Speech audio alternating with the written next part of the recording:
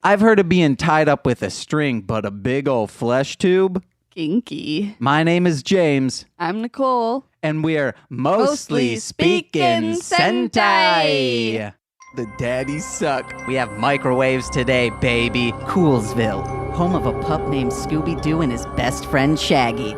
The Bean, an ass on Pornhub. Codependency, respect your elders. Doggo, an Adderall-ridden college student cramming before finals. Werewolves, hooded kings adorned with horns that of a devil. Does that mean an action is worth a single picture? Master, Daddy, Tom, jogging. Some do it, but I don't. Today is the 1-year anniversary of Mostly Speaking Sentai. Micromanaging. You had it, honey. Plus, catch your little booties on fire. Cultural beauty standards. The car is a devilish fiend that strangles mother gay out. Killing the hillbilly leatherface motel industry. When your 7-year-old son doesn't know how to read.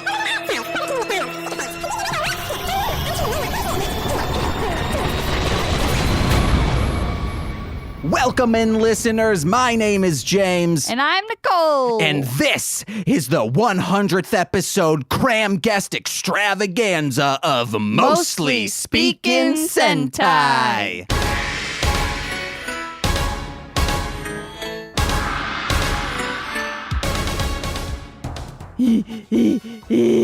Oh, yes, guys, you heard that right. We are 2 years old today. We're the terrible twos now. So if you liked us when we were all like cheerful and shit, every episode of Sentai, we're gonna be critical as fudge on. And we may be terrible twos, but we ain't cursing. That's for friggin' teens to do. My queen is here, though. My 2-year-old queen, Nicole. Nothing James said is true. Jakis of the clan Jakey. Nicole, we're 2 years today. Yeah. Wait, no, fuck. This is, oh my God. Oh no, guys. What did you do? This is the 100th episode extravaganza. Oh my God. Oh my freak God. Okay, Nicole. The intro's fine. The intro's fine, but we might sure? We need to redo the 2-year Cram Guest. It's the 100th episode. The 100th episode Cram Guest Extravaganza of Mostly Speaking Sentai. But we'll do that at the end, and I'll just slip it in. Oh, Nicole. Reflecting on the past, I can't believe I thought this was 2 years. I was like, it's not October yet. 100 episodes. Yeah. Friggin' bonkers, right? Crazy. Tell us, 100 episodes ago, it was a hot August day, just like today. So actually, I am kind of correct. It was 2 years ago that we recorded our first episode, so I'm not 100% wrong on that. But it's 100 episodes, and before someone nitpicks what I said, it's also including the G-Fest episodes and the mostly Lovin Luchas, so straight up eat me. Oh, terrible twos, except we're not 2 years old yet. Fuck. I'm such a lewd. Nicole, what are your experiences of this past 100? What? Like, reflect on the 100. You want this to just be just make it a clip show. Just go back. The intro is. Clip the audios. It is. And then we'll just go, remember that time? And then we put talked in, about pie. Woo, woo, woo, woo, woo, woo. There is so much shit because I had to, for the intro that you guys heard, that a bunch of clips speeding up, I had to go back and listen to a lot of at least the intros, and I was like seeking through.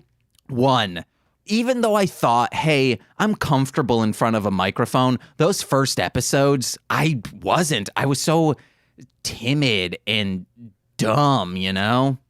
Yeah. And then we were so close together on that first episode. The audio sounds so bad. We were at the table. Yep. And the mics were on table microphone holders. Yeah. A hot day. We had just maybe seen The Nun. It might have been that. But it seems like we would have talked about The Nun, but we were so new and fresh that we didn't know we could just talk about what we did that day. Yeah. We had to be talking about how Beyblade rips and is fucking dope. I feel like this is more of an anniversary conversation. It is, but 100 episodes, Nicole. Did you ever think we'd get here? No. That is over. It's probably like 120 hours of content, which is fucking crazy. If you listen back, I would love to start listening back because it's now the older episodes are so far removed that I don't remember anything we talked about besides maybe like the big bits. You know, the yo-yo and Beyblade being cool on the first episode. Yeah. With Courtney and Monse, the kid with the tiny shorts, and the person outside who screamed and it somehow picked up in the microphones. Oh, God. Those are the things we remember. Nicole doesn't remember at all the Dana and PJ episode because you weren't there, which we were supposed to have a different guest on. Will we ever get that person? Probably not. Cool story. Because they're huge. They'd be a big get if we ever got them. They're popular AF. Cool story. But no one will ever know.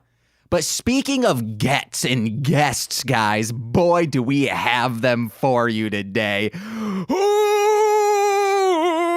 Nicole, are you excited for the next 2 days? Because that's how long it's going to take us to record all of these. In segments.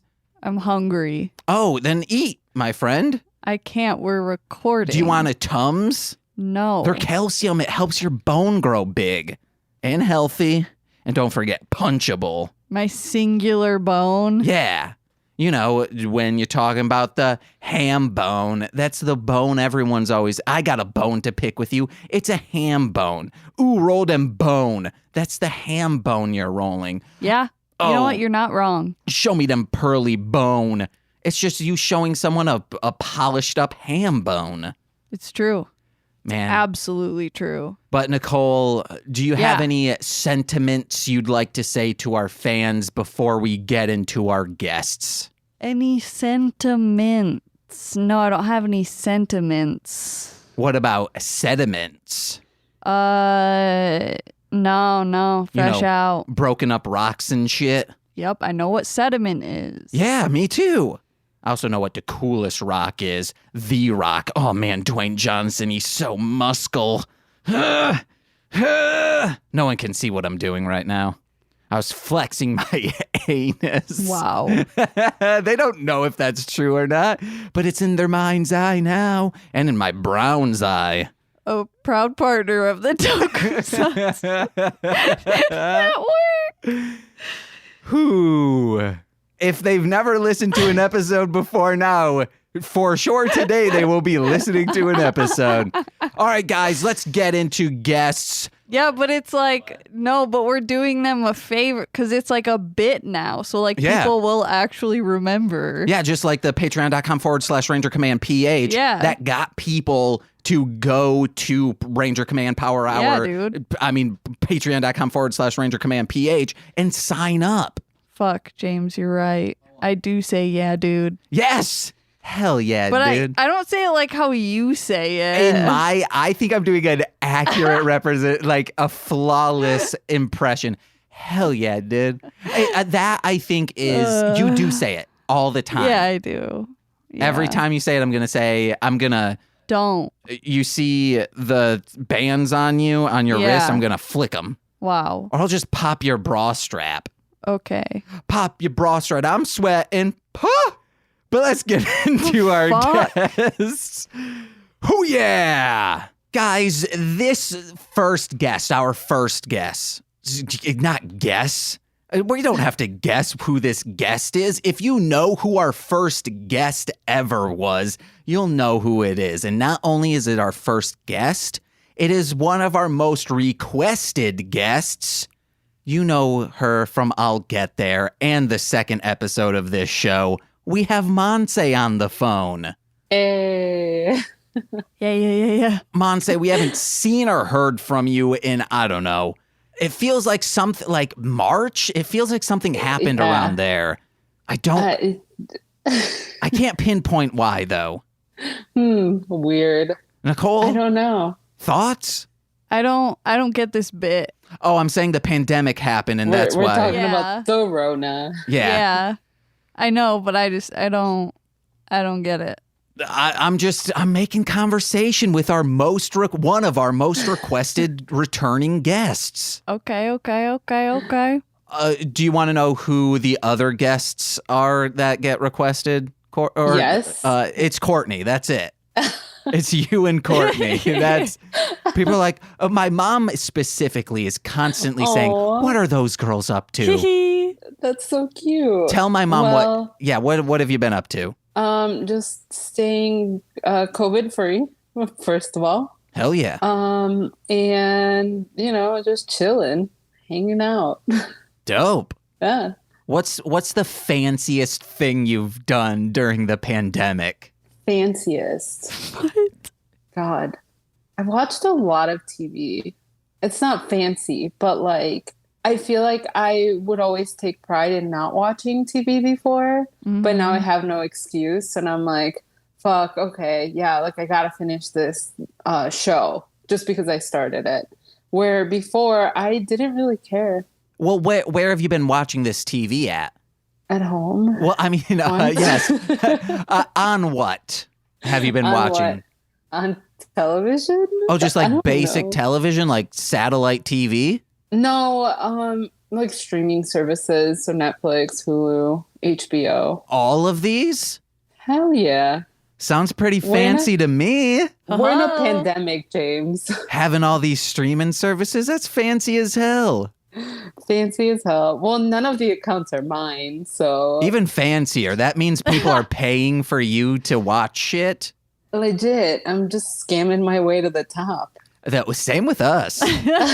Besides Dropout, I think besides Dropout, our Amazon, Netflix, Hulu, and now WWE network. You have WWE. That exists? Yes. And why? And I'm so excited to start diving into ECW from the 90s. Oh my God. Well, and I don't know, like all of those things we did not ask for. People are just like, oh, hey, you want this? And we're like, okay. Yes. Yeah, exactly. Hulu I got my friend's Funimation account, so now I can watch anime too. Yeah. I forgot we also have it Funimation. You can't turn it down. You're not going to be like, no, I don't need that. Like, fuck yeah. Yeah. Send it over. That and WWE Network are things we asked for, but Hulu and Amazon Prime I only have because of This Movie's Gay and What the Hell Mouth. Okay. So those two co-hosts have provided me with that. The best co-hosts. They are. Besides Nicole. Oh, well, I was going to say besides Nicole is the best. Courtney and Monse. Yeah. Maybe we'll make a comeback eventually. People keep asking for it. When I posted about the I'll Get There mixtape, everyone was very disappointed, which is sad for me. I don't know why you titled it that. Everyone was like, oh my God, it's coming back. And I was like, nope, this is something separate. Because it looks, the album cover is why I called it that. Yeah. Because we made that podcast cover art to be like an emo album. And speaking of emo albums. Yeah. Okay, go. Monse, we thought about this. Like there's a bunch of motifs for Super Sentai or Power Rangers. You got dinosaurs, you got magic, you got automobiles. What about emo bands? Every single ranger is represented by an emo band from culture.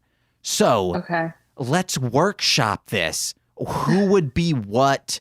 Like the Red Ranger, what band would represent them? What band do they get their powers from? And with that power, what are some of their special abilities?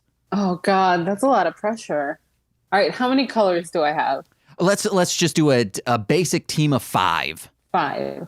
Okay. So let's go red, black, blue, yellow, pink. Okay. Well, black would automatically be My Chemical Romance. Ooh, a Gerard Way. And their special power would be, it's a great question. Probably like a bunch of carnies come out and start punching you. Yes. Like a like a dead marching band. Yeah. Would come out and just attack. Pink. Broken Side, of course. Broken. I'm kidding. This is tough. Oh, I might have to pull up like my Spotify or something. Who's like the bubbliest emo band? Fall Out Boy. Fall Out Boy. So yeah, Pink is Fall Out Boy. Yeah, Pink would be Fall Out Boy. What would their special power be though? Just like a handsome as fuck man is playing bass tones in your ear. So you're distracted in the battle the enemy is. So then you can come so up you're behind. Like hypnotized by the beauty of this Pete man. Wentz. Yeah. No, that's great. Yeah, I wouldn't say handsomest. I would say a beautiful man. Yes. A beautiful man. Yes. Because everyone knows the most handsome man out there is Franklin. The doy. Oh, where is he? I miss him. He's mad at me because I moved him because he was right in a walkway and I kept After like you stepped on. yeah, so like it's between like this curtain that we have in the main walkway and I kept stepping like I stepped on him. I didn't step on him. I like pushed his face with my foot. Oh no. But on accident. So then I moved him and then immediately he got up, he left, but then just sat on the other side of the curtain. And then I was like, what are you doing, you little dickling? And then he instantly left. The quickest I've ever seen him get up because he has bad back legs. But it's same. Oh, so opposed to your front legs? Yes. Wait, speaking of which, I messed up my back yesterday cleaning, and then I realized, like, holy crap, you're 30. Like, it was bad. It wasn't even like major cleaning. I just like kind of cleaned the bathroom, and man, it hurts. In high school, I threw my back out by sneezing. What kind of monster sneezes do you have? It wasn't. It was just a normal sneeze, but I have a terrible back. Yeah, I'm like, I know that feels from being a teenager. Yeah. I used to stay home from school in 4th grade because my back hurt so bad. Jesus. Do you have like scoliosis? No, they truly have no idea what is wrong with my back. After MRIs, CAT scans, x-rays, do not know. Yeah, but did that all edgy. happen in Muskegon? Yes. Yeah, then that's why, because Muskegon doctors are fucking trash. Nicole goes, that's your problem. Yeah. Yeah. But then they didn't do any like real research, but a hospital person, aka a doctor, said says probably a pinched nerve. Some guy at the hospital just said, there's nothing we can do. I'm sorry. Didn't even work there. In Chicago, they said it's a pinched nerve. I don't know. But let's get back to these emo bands. All right. I got a few more. I think we should make Bright Eyes one of them. But what color would Bright Eyes be? I was Blue. thinking just like the original Ranger should be Commander Venus, like where all the power comes from. And American football, is that them? Yes. So that's the maybe they're leaders, the mentors, masters. I agree. I think American football is a great choice. I actually learned something interesting yesterday. There is a band named Chinese Football, and they play songs that sound exactly like American football, right? But they're in Cantonese. So they're just kind of like covers, but in a different... No, they're just like their own songs, but they sound like American football. Okay. But they're Chinese. So it's not like it's the same music, but different lyrics? It might be. I don't know. It's just like, hey, we're heavily influenced by these people. Yeah, I think that's what it is. But like Greta Van Fleet is a very accurate representation of Led Zeppelin. Sure. Okay, yep, that was. Okay.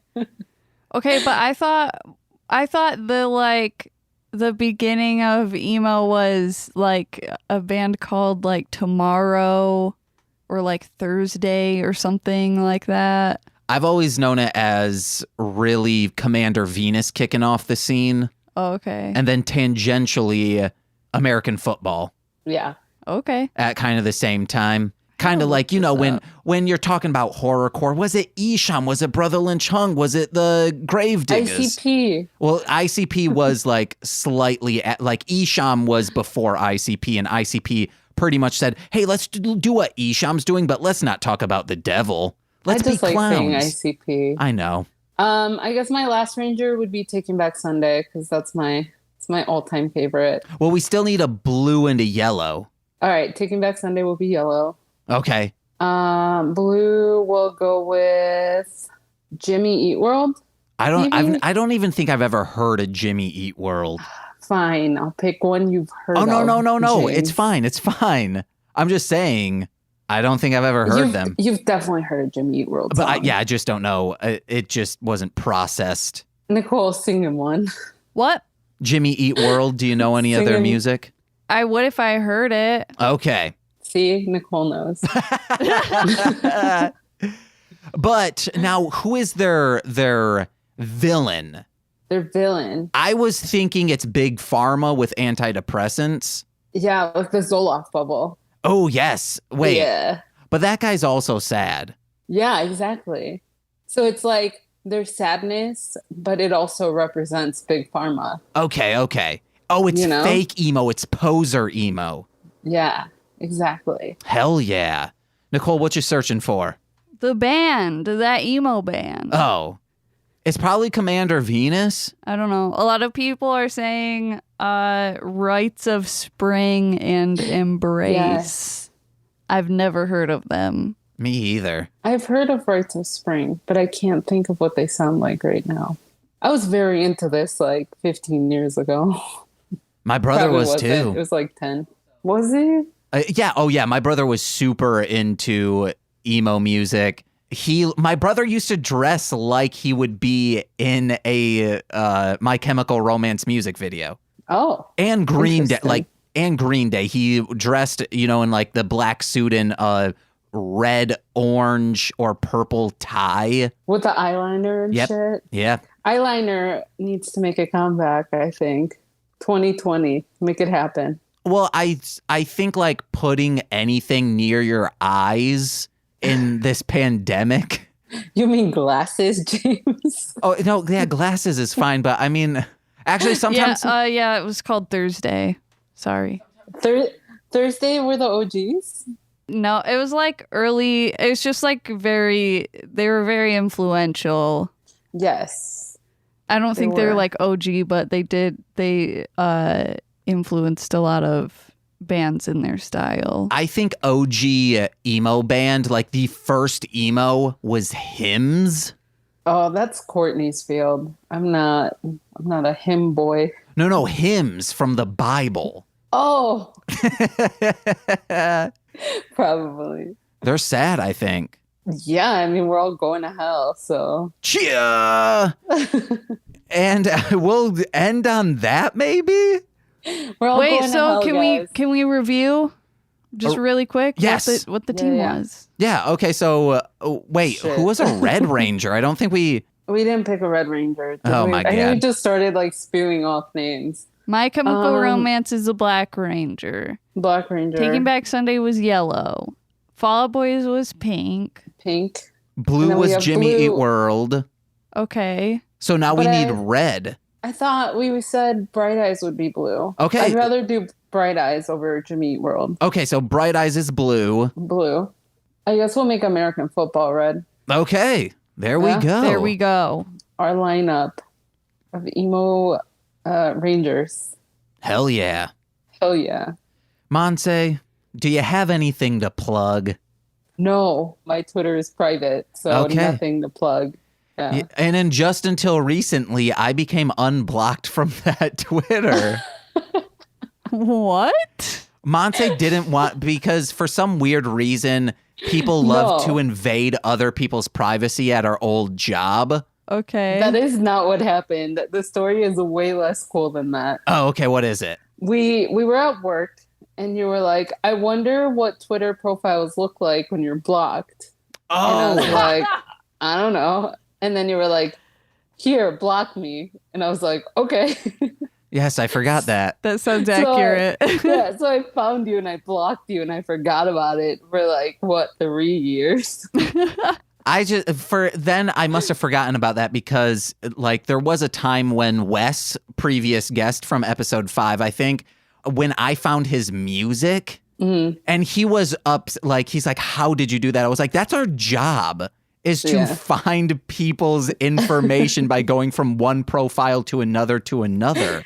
It's kind of sick because, like, it really was our job. Yeah. Yeah, to just stalk people. Because I think I found it by, I think I found his sister on Facebook. Oh my God. Which led to his Facebook. And then his profile on Facebook was his rap name, like the facebook.com/username. And then I searched that on SoundCloud and found his rap music. Oh my God.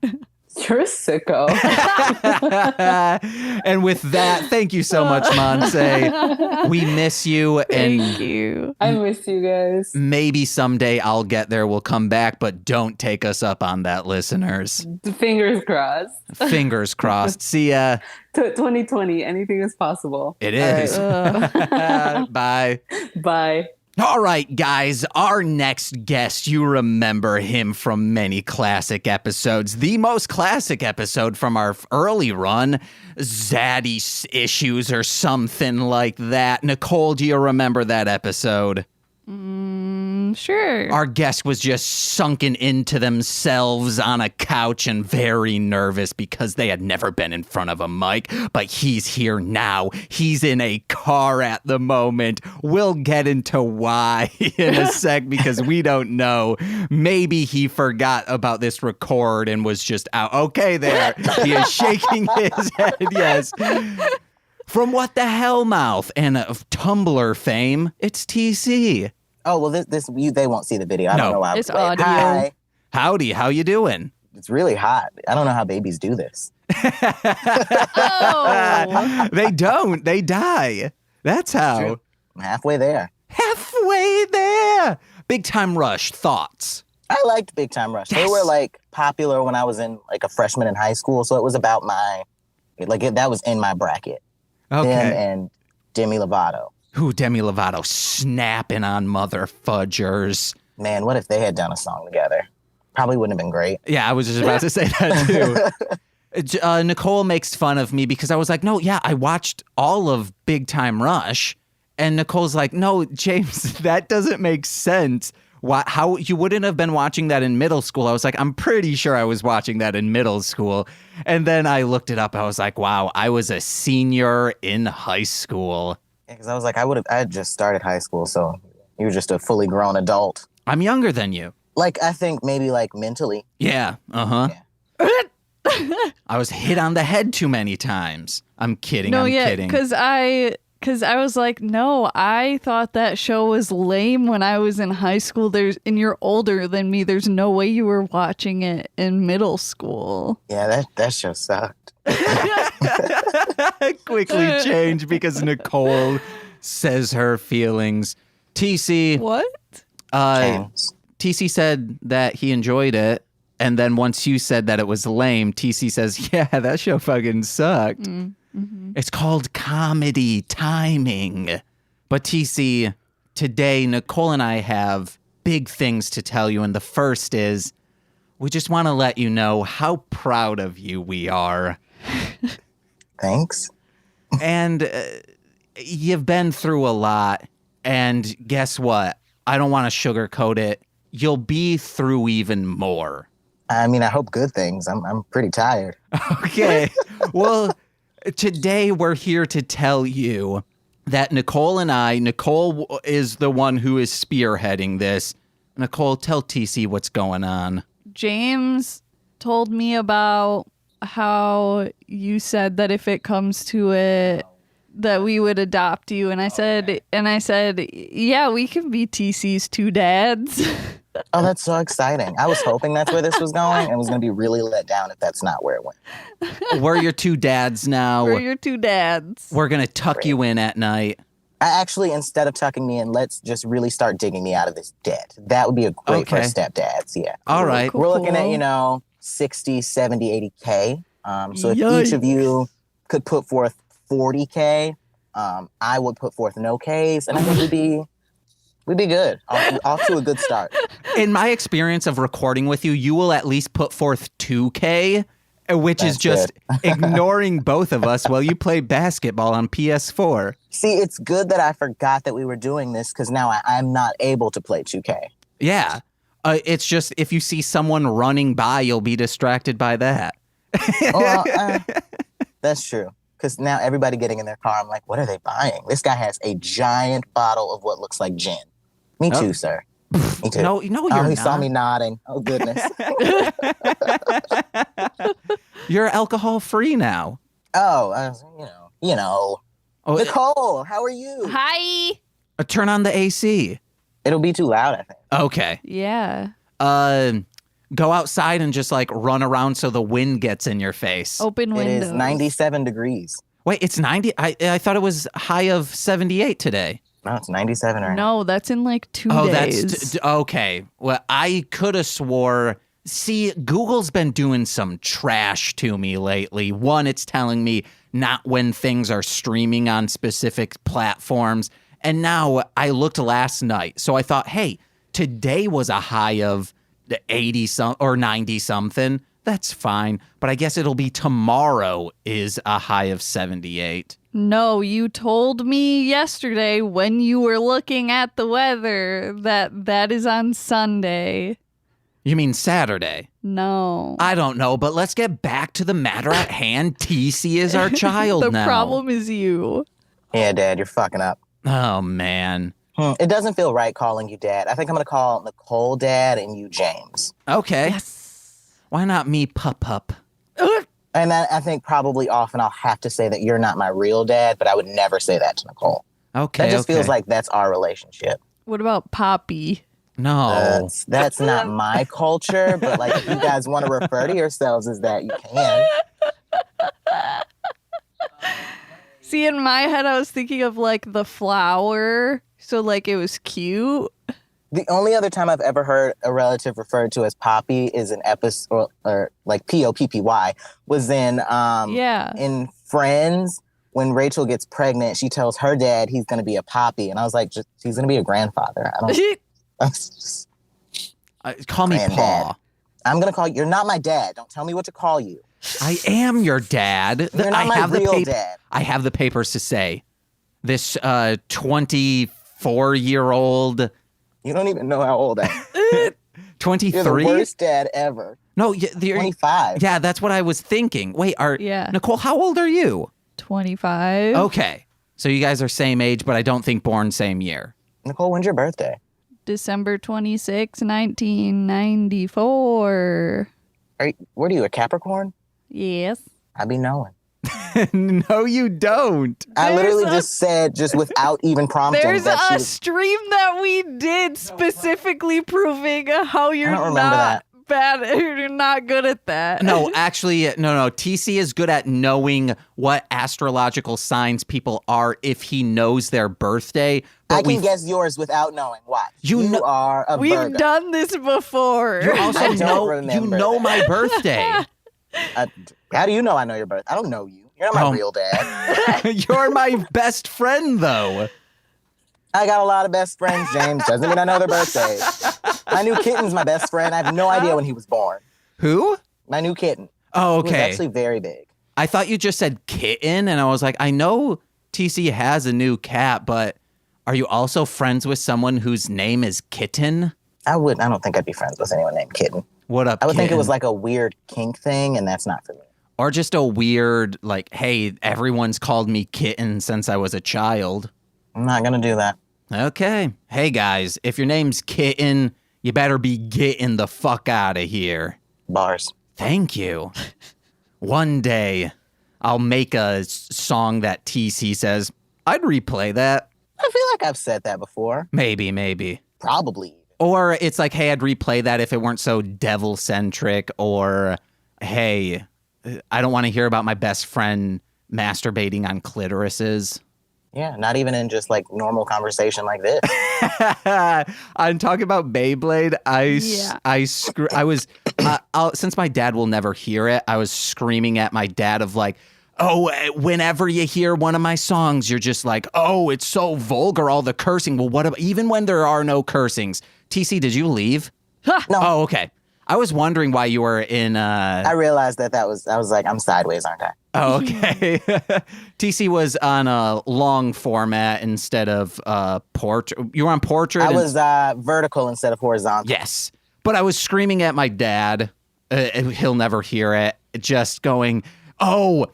And maybe if you actually listen to the words, Dad, you would hear what all my songs are about, which are generally about wanting to kill myself and, I guess, coming on clits.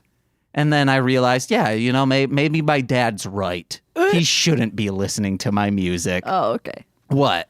That is bad? Or vulgar? Crass? Yeah. Okay. But TC... Oh, James. This has been 100 episodes of Mostly Speakin' Sentai. How has Mostly Speakin' changed your life? I don't know. This is not something we're asking everyone. For me, it gives me more podcasts to like maybe consider listening to. And if this of 100 episodes, I'd say I've probably listened to like a ton of. I won't give a number. I don't want to do that, but like a ton for sure, a lot. I say a lot. Analytic wise, I think where most people fell off was probably around episode 28. Fell off, I think, would imply that I, one, listen to the episodes in order, and two, don't only listen to the episodes I'm on or am mentioned in. And now that I say that, it sounds much worse and vain. You would love talking about Beyblade because I mention you guys in every single episode in a very poor light, but as a joke. But I still talk about you guys in every episode and how I now believe that alien demons have possessed you into being mean to me. So I'm mean to you. Yeah, huh? You're always trying to punch me and talk down about Beyblade. I haven't talked about punching you in like since we did 2 episodes ago. It won't call me Dad. Yeah.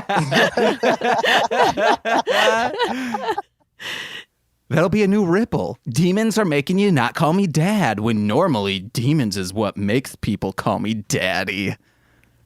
I'm upset. All right, TC, thank you so much for coming along. What you got to plug?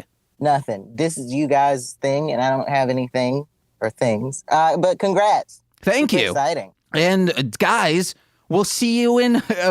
This is very weird. I don't know how to like throw to the next guest. It's just like we should say, on to the next one. Okay.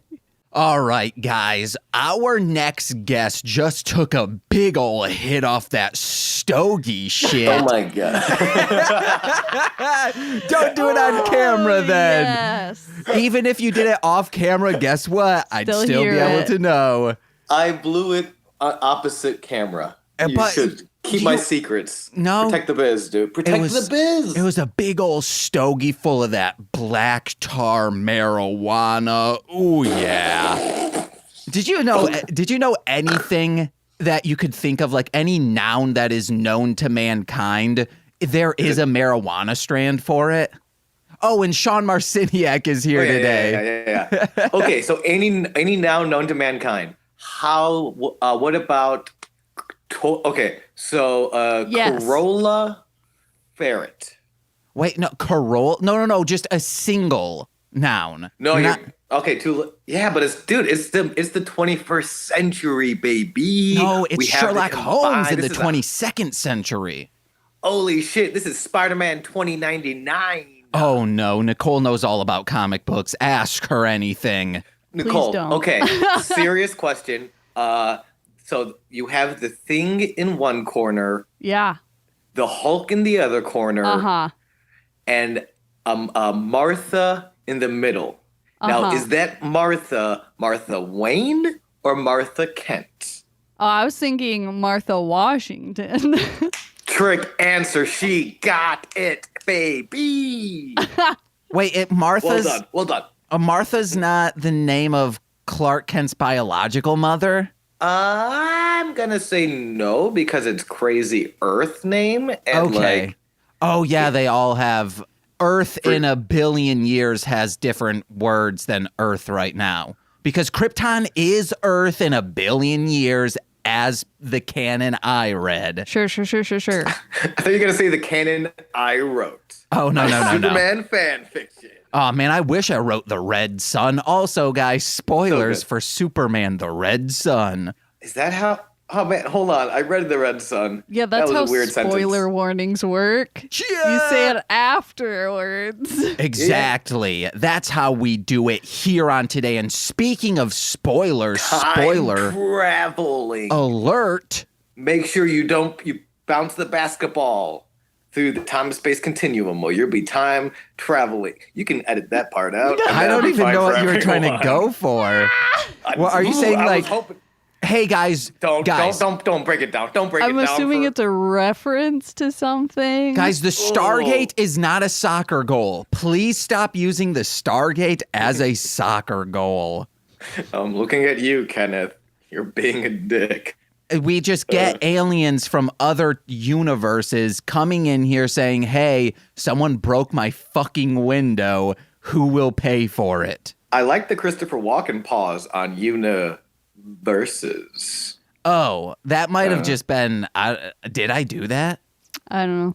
Maybe that was just my recording. Yeah, it might have just been your recording. Oh no, they're all going to think I'm fooled now. A fool's gold is what you are. I'm pirate, baby. I'm kidding. You're golden, baby. But Sean, we have you here. Golden shower, more like. Damn it. How much? I know you're really into like water sports. How has the pandemic affected that? Dude, honestly, my jet skiing career has come to a grinding halt. Not the kind of water sports I was talking about. Okay, my competitive drowning career has actually been flourishing. It's been pretty good. People want to drown. A big old bathtub. People want to drown, and they want to drown competitively. That's what I've seen.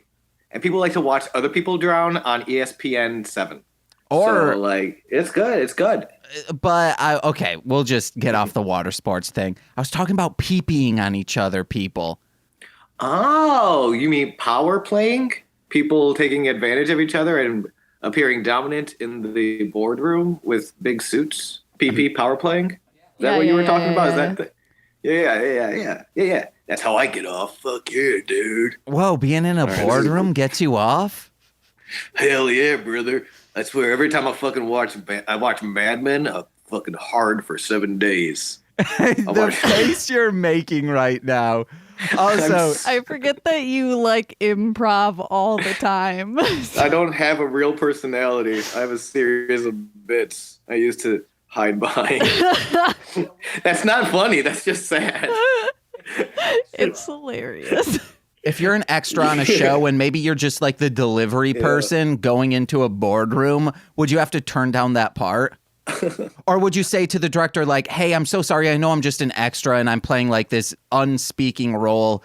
But would it be fine if you wrote in that the delivery person is a sexual deviant and has an erection? Well, okay, specifically, because I did. This is very true. I was trying to transition out of my shitty restaurant job into background work, and I was getting a bunch. Like, there was like a month of dates set. And the first date, like the first shooting date, was quarantine, which is a shame. But I was doing, but it was like I was doing extra stuff before all of that. So I do have some experience. And, you know, when it comes to like, I mean, it's a character and you want to keep it grounded in the world. So, you know, mostly it's where can I take my dick out that the PA won't notice that my pee-pee is flying in the wind, but it's still visible to the camera. You know, that's mostly my game when it comes to background work. You know, little things like that I can like really exhibit the character without needing lines. Just my pee-pee out of my zipper. And it's usually flying in the wind because you do a lot of like boat extra work where they have like fans to simulate the outdoors. I mean, my comfort zone is water sports. So, yeah, absolutely. But let's get you here for the reason for the season. It's our 100th episode, but it's a tragedy. I had PTSD that you were going to say fucking Pissmas again. Oh, no. I legitimately. We did Pissmas in June. No, yeah, you missed out on half you? Pissmas. Oh, no. Yeah. Oh, no. You got lucky. I was like, did I miss it or did I strategically plan that? No, no one could come over. That's the reason why we did it on our own. And also because, like, the Car Ranger has Christmas episodes, and it happened like, oh, it's June. We can't keep holding this off, so we just did it in June. But before Car Ranger, we did Die Ranger, and a travesty that you weren't a friend of ours. Wait, do I know which before you did Die Ranger before you met me? Yes. What the fuck is a Die Ranger? Is it a ranger that plays dice? Yes. No, it's just a different series of Super Sentai. Okay. Have you shown it to me? I don't think so. Okay. Did my dad show it to me one weekend when he was trying to get close? Probably. Cool. My dad's dope. This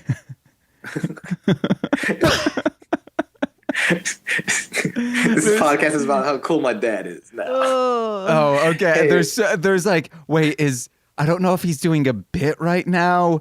I don't know if I am either. My dad used to wear jean shorts, man, and play saxophone. My dad really? was cool as hell. Yeah, my dad was the shit. Amazing.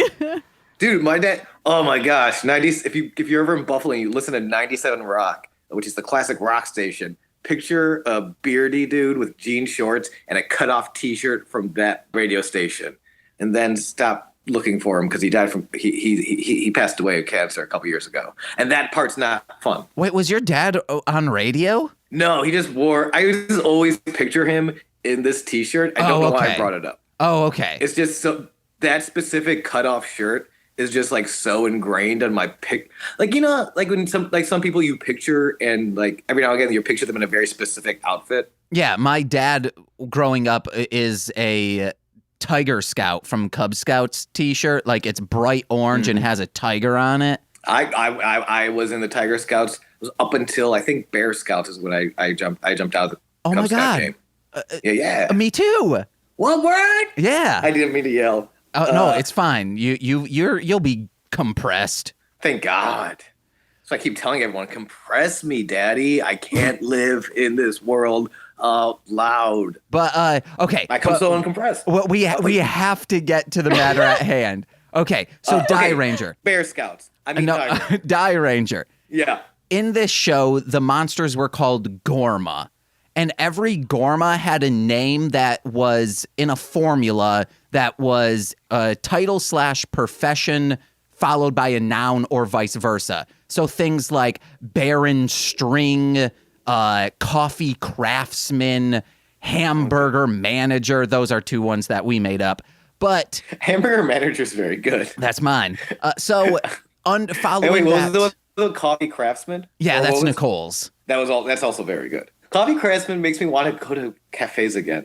I'm going to stop interrupting you. We were watching Gilmore Girls, and I was thinking the same thing. Gilmore Girls is so good. Oh, I want to go to Stars Hollow so bad. You can. It's just a set. I mean, I can't right now. You can sneak in there. No one's there. No, but you can't leave America, and Stars Hollow only exists in magical dreams. No, it's in Hollywood. It's in dreams. Oh, my God. Yeah. Okay, we need to focus. Yes. All right, so there was also like Tofu Hermit and a plethora of other things. So under this formula, what would your Gorma be? So it's a profession or title. Yes. I like Fool. Fool? I like the town Fool. Yes. I'm going to start. I want to start with the title. I want to start with Fool. Mm-hmm. And then just it's just any noun. Yes, any noun. Maybe a noun close to you personally or just physically to you right now. Okay. What towel fool? Ooh, I said it as a joke. I kind of do like what towel fool. Yeah, I like that. Do I like what towel fool? What towel? Okay, so what towel fool? He is the saddest Gorma. I don't know. I don't know the sliding scale of just like, oh, buddy. You gotta give this Gorma game up. Like he's the Gorma you want, and it's like his heart's not in it. Like this is clearly a family profession that like he kind of like he fell into. He's not a good Gorma, but like he'd be a very happy. He'd be like a very happy. I'm trying to think like a barista. Okay. Like he'd be very happy. Wait, your audio dropped out. Working under coffee craftsman. Uh-oh. Sean? Uh-oh. You can hear me now? Yeah, we can hear you now. Okay, that got so tense. Oh my god. Oh my god. Oh my god. Guys. I think Wet Towel Fool is in the house. For everyone not looking at the video, Sean was looking like Guys, it's I'm so scared. Yes, Blair Witch right now. Yeah. Guys, hold on. Okay. Guys, that's a bit for you guys and no one else. The listening audience will have to imagine that foolishness. So one quick thing. I feel like, my quick thing. Yeah. I feel like, what is it? Wet Towel Fool? Yes. Would be the fourth member of the Three Stooges in Die Ranger. Yeah, there's these three characters called the Gorma Three Stooges, and they're just very sad, and they're like they're the fuck ups of the Gorma. Yeah. Oh, he's the fourth member. Air quotes. He has to clean up after them essentially. They need it. After they do the saddest thing, he comes up and clean. That's what he is. He's the janitor of the Gormas, specifically of the three Stooges. And like, cause I imagine like they fuck up and then they make like a big cream pie style mess, and he just walks into the room and just like almost cries, and then just picks up a mop, and it's just a long shot of him slowly mopping up their mess. So if he were to just say he's cleaning up the mess, the Rangers come back to the scene and they're like, oh my God, another Gorma, and they try and fight him. How would the Wet Towel Fool try to defeat or fend off the Rangers? He doesn't. He continues mopping as they punch the shit out of him. No. And he's just kind of there until they either give up or he falls over. Damn. So it's truly like working a service industry job. Yes, no, he is allegory for the working man. Hell yeah. He is, in my mind, he is a member of the Three Stooges only in that he's the only Gorma lower than the Three Stooges. Is that fair? Yeah. Yeah, that's perfect. Hell Okay. yeah. He does not defend himself. He gets punched until he falls over. Heck yeah. Nicole, draw it up. Done. Draw me, Draw Wet Towel I'm sad now. Fool. If you draw Wet Towel Fool, I will pay you $3, which if you know anything about my budget, is my grocery budget for the month. Dang. So congratulate. I am not doing well, guys. You should just live off from homemade oat milk. Guys, I tried, but due to a severe radiation poisoning, my teats no longer produce oat milk. Oh, man. So you gotta get them I titties checked, dude. Dude, I did, and the doctor said, no more oat milk for you, boyo. And I said, Doc, you're killing me. And he said, no, now I'm killing you. Then my doctor stabbed me. Was he just giving you a shot? That's what he said. Heavy air quotes. But I know a stabbing when I'm being a stab. You know? Well, that's where we're going to end today, guys. Sean being stabbed by his doctor. Well, do you have anything to plug before? I miss you guys. Oh, we miss you too. Miss you too. I have nothing to plug. I've literally my quarantine. I'm so glad you didn't ask what I'm doing because literally last week I've been working all quarantine. So I just started doing something creative. I'm writing songs, which I haven't done since high school. Yeah, they're probably going to be a bunch of real acoustic numbers. But I don't know, maybe I'll get a Bandcamp page and do something. I don't know. Hell yeah. If you need someone to mix those jams, talk to this jam. Oh, Nicole, you'll help me out? Thank you. Dude, that's awesome. That's so I can kind play of one chord on the ukulele. Yo, I didn't mean to spit on my camera phone. Hey, if you record to a click track, I got drums.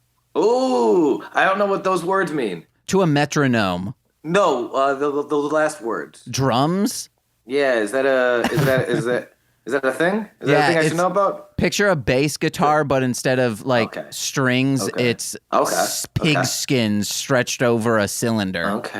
Okay. Oh, okay. So it's water sports. Yeah. Got it. All righty, guys.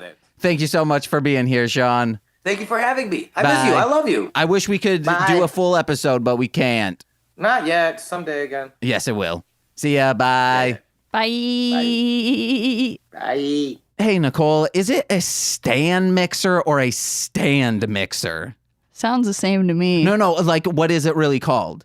Is it stan or stand? Like I'm standing up. Stand. Okay, well, you've heard of a stand mixer. God damn it. Well, I'm pitching a stand mixer. It's kind of like a keg stand, but instead of getting a taste for those sweet hops, you're making batter for some cake pops. But that's just something I thought of in between recording sessions, guys. We have a guest with us today. A newcomer to the show, but he's been around since day one of our 2 years ago, even though this isn't the 2-year anniversary, as I accidentally messed up many times in the intro. You guys know this is Mostly Speaking Sentai. Well, right now it's Mostly Speaking Sentai 5. Welcome aboard, Sentai 5. Hey, thanks for having me, both of you. It's an honor. Yeah. You're of Power Rangers Hexagon fame, of the popular YouTube channels. Check out Sentai 5 Official on YouTube. Subscribe. I'm not saying you're probably already subscribed, 5. Well, I can't really subscribe to myself, otherwise I would. Oh, you don't have multiple accounts throughout just the years of being a teenager? Well, they all got terminated by YouTube because of copyright stuff. This is my 3rd account. Make crappy rap music, and then you'll have a bunch of YouTube channels, and then you'll be able to subscribe and pad your accounts by like 5 subscribers. So you'll have a total of 5 subscribers. Yeah, baby. Hey, Marshland Monster, I think, has 90 subscribers. That's pretty good. Yeah, it is. Mostly they come over from that Stitches. Actually, Stitches passed away 9 years ago to this day. R.I.P. to Stitches. Sorry to get sad. This isn't about that. This is about Sentai 5 Power Rangers Hexagon. And today, you've listened to the show. You know we're a little kooky crazy, but you also know we love to pitch things to our guests.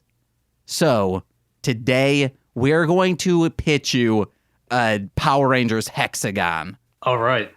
We want you to recut Power Rangers Ninja Steel and make it so Victor and Monty are the heroes, like the protagonist. And I know what you're thinking. Well, then it can't be Hexagon. You just change it for one video to Power Rangers Line segment.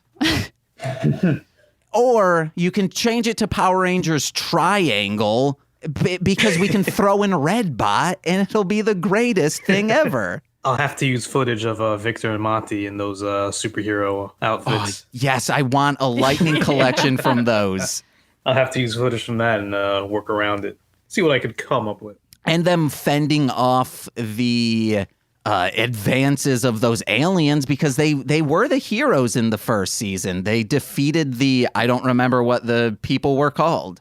But they didn't really have a group name. It was just the cast of Galaxy Warriors. Okay. So I guess if you want to call them that. And Redbot had his own episode as like the main character. Yeah, when he was a book writer, a blogger who had a book deal. Yeah. It's a great Not every show. robot gets to have that these days, huh? Yeah. What are your thoughts on Ninja Steel before we get into trying to pitch around one episode of the show? So like any start to any PR season, I've always had like this not narrow-minded look, but like I have this sense of optimism that no matter like where it starts from, it has the potential to be good. No matter like what Sentai they adapt, it has the potential to be good. And Ninja Steel, I don't know how to describe it. I guess it's like a void, I guess. It kind of like, I felt like it kind of grounded itself at the same time, but wanted to be better than it could, if that makes any sense. Yeah. I think it's just this beautiful mashup of kind of no one saying no to anything. Besides, That's funny that you mentioned that, because that's kind of what I see. Yeah. I mean, besides like Victor and Monty being able to be a relationship or anyone kissing, those are the only things they said no to. But everything else, it's just, I love that episode where Calvin, was that his name? The Yellow Ranger? Yeah, where he just is like, I'm dropping out of high school to be a mechanic. Yeah. There's a little realism to that episode. I'm not going to lie. Yeah, I mean, if all of a sudden you're offered a bunch of money doing the thing you already want to do, just drop out and like get your GED. Right. And I know some people have actually done that in real life. So I'm like, that's not one of the worst episodes, I guess. Yeah, I mean, like, in the sense of Power Rangers being like this morality tale each episode, that's where I felt like, what, this is odd for them. Right, yeah. Nicole, what's your favorite episode and what's your favorite Victor and Monty moment that he can splice into a line segment? What? I don't know. Okay. I guess the the running one where they're like racing. Okay. Wait, running one? Oh, okay, yes, I know. Or when Victor gets turned into chocolate sculpture. Man, we need to rewatch this because I'm like, this all happened. Yeah. Was the chocolate one from season 1? All of it meshes together with me. I don't know. Like I said, it's a void. It's a beautiful void. It's a trip and a half. It's like one of those voids that is like, come here. And you're like, I'm going to. And it ends up just murdering you in a way. Oh, no. But at least when you are depleted from the world, you have a sense of happiness and charm that is being brought to you by this void. Sure. Yeah, like a mirror man from the mirror dimension saying like, come here, or a ghost inside of a wall saying, hey, we need you. None of those are ever good things. Yes, but what I'm saying is, before you're killed, wouldn't you want to be just at complete peace before your head is severed off? And you don't even know that's about to happen? I don't really think about these things, but I guess. Okay, yeah, see? It's kind of like how people say, hey, I don't want to eat meat, because when it's factory farmed, you get that essence of an animal being terrified. What? So it affects the meat. Like, I don't want to carry that. This is Pete Holmes stuff when he became a vegan. So like very long, you made it weird ago. So when you eat that meat, it will make you also feel bad and like shitty. So if you could figure out a way to make cows happy while factory farmed and just at bliss the entire time, they'll have sweet meats that you just like. Well, why wouldn't he just, instead of being a vegan, why wouldn't he just like only eat like farm raised? I don't know. But that doesn't make any sense. They're happy, and then you do that bolt gun into their skull. Oh my God. It's kosher, I think. But Sentai 5. No. Yes. You've been listening since day one, I think. Mm-hmm. And 100 episodes. And in the first half, we were talking Die Ranger, and you know what's coming. In Die Ranger, the Gorma, every single one of them had a name that followed the same format of title/occupation followed by a noun or vice versa. So Nicole's was coffee craftsman. Mine was hamburger manager. Then we had some others along the way. So following that format, what would yours be? I should have known this is coming. You asked for this to come. Yeah, I was like, I'm pretty sure he told you. Shh, you have to edit that one out. No, it stays. I've been thinking about this for so long and I still can't. What the hell do I even do? I would be called the Gorma Roaster because I like to roast all my favorite characters. The Gorma. Oh, so you're just like roasting the Gorma. roasting the Gorma, or I can roast the Rangers also, and then boom, that's it. Oh, okay. So you are a Gorma and you are a roaster. So the title is Wait, no, the noun is Gorma. Yeah. So while you're roasting, is it roasting like with a real flame, or are you just making them feel insecure? Both, actually. Heck yeah. I get that double pun. What are some of your special moves, or how would you defeat the Die Ranger if you were pitted against them? I would make fun of their outfits, even though they're kind of fresh. I would make fun of Shoji's teeth. What? Don't you dare talk shit about King of Cool. You villain! Oh, no, yeah, this actually fits. Never mind. It fits, yeah. See, there we go. You wouldn't talk shit about that little bitch-ass Ko? He grew on me after a few rewatches. Oh, no. A true villain. I'd call him a little runt and just grab him by the head where he's trying to swing his fist at me, but he keeps missing. Okay. If you can envision that, and then that's it. You could also roast all of them for having just the worst leader imaginable. Oh, Rio? No, Kaku. We're talking about the Die Ranger team. Oh, I guess Master. I apologize. He's the mentor. Yeah. No, I think Kaku would kick my ass, if anything. No. I don't know. He's powerful. You'd strike a chord with him, and he'd feel self-conscious, and that destroys ki power. He wouldn't be able to focus well. Just all of your sick burns while he's meditating just keep hammering his concentration. While he's meditating, he's levitating, he'd fall straight on his tailbone after I roast him. Or he flips around and then falls on his head and snaps his neck. And then you've done it. You've murdered their mentor. Oh, my God. That's it. Just by saying, like, hey, dude, why are you always wearing that dirty-ass full body suit? You ever wash it? Yeah. It used to be white, and now it's burgundy. The hell were you doing, rolling around in clay? Reeks of motor oil and Ooh. clay. Why motor oil? It just looks like it smells like motor oil for some reason. I don't know why. P.U. Especially his headband. Yeah. Oh, that probably collects a lot of stuff. It's probably also red because he sees his mentees bleeding on the ground and he just kind of steps over them, or he just has to pick them up. He doesn't help them. He just picks them up and throws them on a unsheeted cot. He's terrible. But hell yeah, man. The Gorma roaster, Nicole, draw it up. Nice. Bringing it back. The Gorma roaster. But Sentai 5, thank you so much for coming on. What you got to plug? Well, later today, as of this recording, it's Friday, August 28th, 2020. That means it's Power Rangers Day. And that also means it's the 10th anniversary of my Power Rangers Hexagon videos as well. So that's going to be dropping at around 4:30 p.m. Eastern time. So look out for that on my channel. Yeah, and if you're listening to this in the future, guys, you can go over there. Sentai 5 Official. Is that one word? It's 2 words. Sentai 5 and then official. Okay, awesome. Official is in all caps.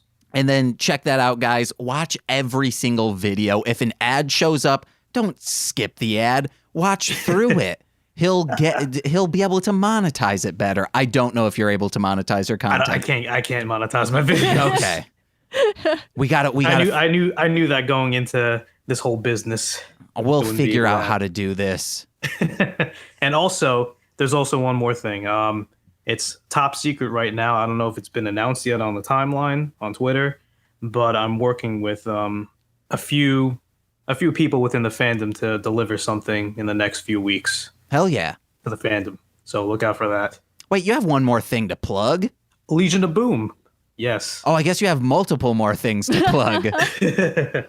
I co-host 2 podcasts, Legion of Boom. That's LEG10N of Boom. You can find us on YouTube, SoundCloud, iTunes, I think Spotify, I forget. I don't really use Spotify that much, but I'm pretty sure we're on there. And same with Buildcasters, our all mecha podcast, which we sometimes review other anime and tokusatsu here and there, but yeah. Hell yeah. Mm-hmm. And when you come on for a full episode, we're going to have to talk about Gundam and Sergeant Frog if you're into that. Oh my God, Sergeant Frog. That's like, I haven't looked at anything from Sergeant Frog since like I was in high school. Hey, then I haven't looked back. Then we're going to be looking back on that because Sergeant Frog's a beast.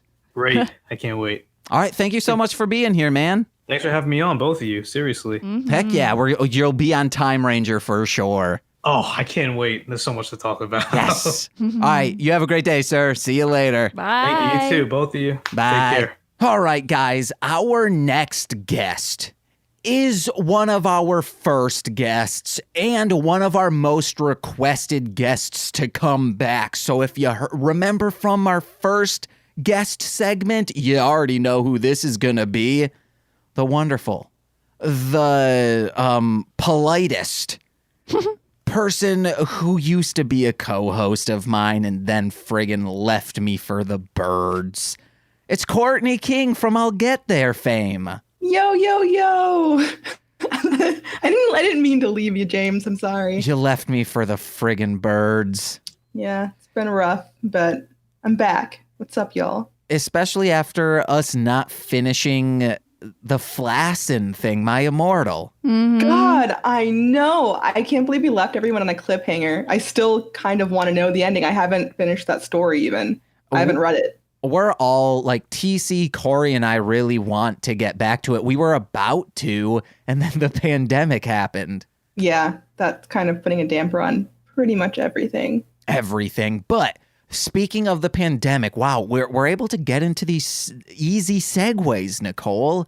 The last we spoke podcast-wise, and most famously, I believe it was episode 6 of I'll Get There, we were talking about your love life. Did you ever ask that boy out? So, funny story. I never asked him out, no. But thankfully, that's good. It wouldn't have worked out. We did end up at a bar one time. Oh, it's getting saucy. Yeah, me, Monte, and him. And it was a time. Very awkward time, and I'm glad that I never made a move. Okay. I thought you were going to say, and you know, we didn't do anything, but he's a great wingman. Not quite, but... You're like, man, I was getting numbers left and right because he was setting me up and I was friggin' alley-ooping. Man, that would have been great. That would have been a great night out, but unfortunately that was not the case. Maybe next time. With him or just with another person? Probably another person. I'll wingman you. All right, thanks, Jams. That's what I need. Nicole, you're fine with me wingmanning another woman, right? Sure. All right. Nicole has to help too. I need all the help I can get. Okay, like we will, you know, when in... All right, in the middle of a pandemic, let's go to a bar. Yes. Be a wingmans. You know how in ballet and stuff, when someone who can't, like, when it's looking like someone is trying to fly. So our friend can smooch a stranger. Yeah. Two people will be on both sides of them and then lift them up by like the armpit area. Sure. That's what we'll be doing for Courtney. I want that actually to happen though. Like literally, that's how I want to enter the bar. I'll wear my best mask. I think what would be even better is you point at a guy and then you point at us, then point like 2 fingers at a guy, and then we lift you up that way. Because then they'll be like, "What? Who is this woman?" I'm like picturing it, and it's perfect. Oh my god! I would think need my that. life to go, right? Like, wouldn't you think that's somebody important? Like, if they just got hovered to you by 2 other people. Yeah, and especially in that theatrically. Yeah. Because it's not like, oh, bring me up on this cool chair that has poles coming out of it so we can lift you up. Because that's like, oh, that's too fancy and high maintenance. This is just theatrical and cool. Right. Like, you can't ignore that. You can't reject that. Okay, There's but so much work put into it. Let's say a man does that to either of you. What are your thoughts? If anyone did that to me, I would be confused. Okay. I mean, confusion, of course, but, you know, there's a spark of intrigue there. Like, who is that guy? Why are they carrying him first? what did he think this would do? But also, like, I'm kind of into it. Like, I don't know. That's pretty neat. I'm trying to think if a woman did that. Like if Courtney, I mean, I would also have to, I can't think if it was Nicole. Do I know this person? Like, what? Are they important? And also, this is implying that we have seen both them point at the friends and then point directly at me. And also, it depends on where we're at. If this is a club and there's like an open area to walk through, but if this is a bar where there's a bunch of people and you kind of have to like go around and you are 3 people wide doing this. So it wouldn't be an easy task. I might say if this is in a small bar, I'd be like, wow, that person's inconveniencing so many people. No, there has to be space for it. I feel like you don't want to be a jerk about it, but you need like that. Also, I think it's more theatrical if you have that space, like everybody's parted for you to like be carried through. Yeah. I think that's really cool. What about this? You know, in some circuses, like it'll be one person standing, then 2 people behind them will jump and do front flips onto their shoulders. Ooh, yeah. What if someone did that? It's like 2 of their friends beneath them and then they're up top. But then how could I talk to them if they're all the way up top? They jump down doing a front flip to you. Oh. Or they just have a megaphone. They're just yelling at you the whole time. I mean, this also in the pandemic is social distancing. Yeah. Because they're very high above you. So as long as like the bottom like anchor stays 6 feet away too, you're good as long as you both have megaphones. Yeah. Or they just chuck a walkie-talkie at you. That would be super cool. Yeah. Yeah, I mean, assuming you're good with hand-eye coordination and you catch it. Also, it could be dangerous. They would have to make sure they make a show out of them pulling out the walkie-talkie, then from their belt, like they have like some, you know how people will have quarter belts? Yeah. Like it's a belt that pushes out quarters? Yeah. Think of that, but it is holstering Clorox wipes, and disinfects the walkie-talkie, then chucks it to you. I mean, that'd be great. Just the fact they put that much preparation into wanting to talk to someone. Yeah. I'd be all for it. I mean, that's very considerate. They care about me staying germ-free, but also want to be theatrical. Yeah. There's no way I'm rejecting that. Okay. Guys, we found out if you enjoy Courtney on these podcasts and you want to make a show. Wouldn't like you and me have to be the people that form the bottom tier of the pyramid? Oh, no, I'm saying that scenario was someone coming up to us because I can't do that. Wingmen, yeah. So we would go get them. Yes, but what I'm saying is in this scenario, we're not doing that. Both of us have terrible backs. Yeah, but in this scenario, we could have regular backs. Okay. then I'm fine with that. It's a scenario. Anything's possible. Exactly. I would love to live in this scenario then. I have a good back. That's the dream. That's my real goal. If anybody's like a chiropractor, hit me up. That's what I really need. I don't need no man. I need a chiropractor. I've been thinking about taking at least it back before the world went to shit. I was like, I should just secretly take at like an annex or something or at a community college, just audit massage classes. And then all of a sudden give Nicole this amazing massage. And she's like, where'd you learn that? And then I'd say, your brother. What the fuck? It's from a commercial that was part of those commercials banned from TV. And wait, why was it her brother? It was 2 people having sex, and then she like pulls out like a sandwich or something, or like a baked cookie, and then he's like, oh, where'd you learn how to do that? After like having passionate lovemaking. And as she's eating the cookies, she's like implying that he's asking how she found or made the cookie, how she learned how to do that. And she goes, your brother. And then he's like, you learned that from my brother?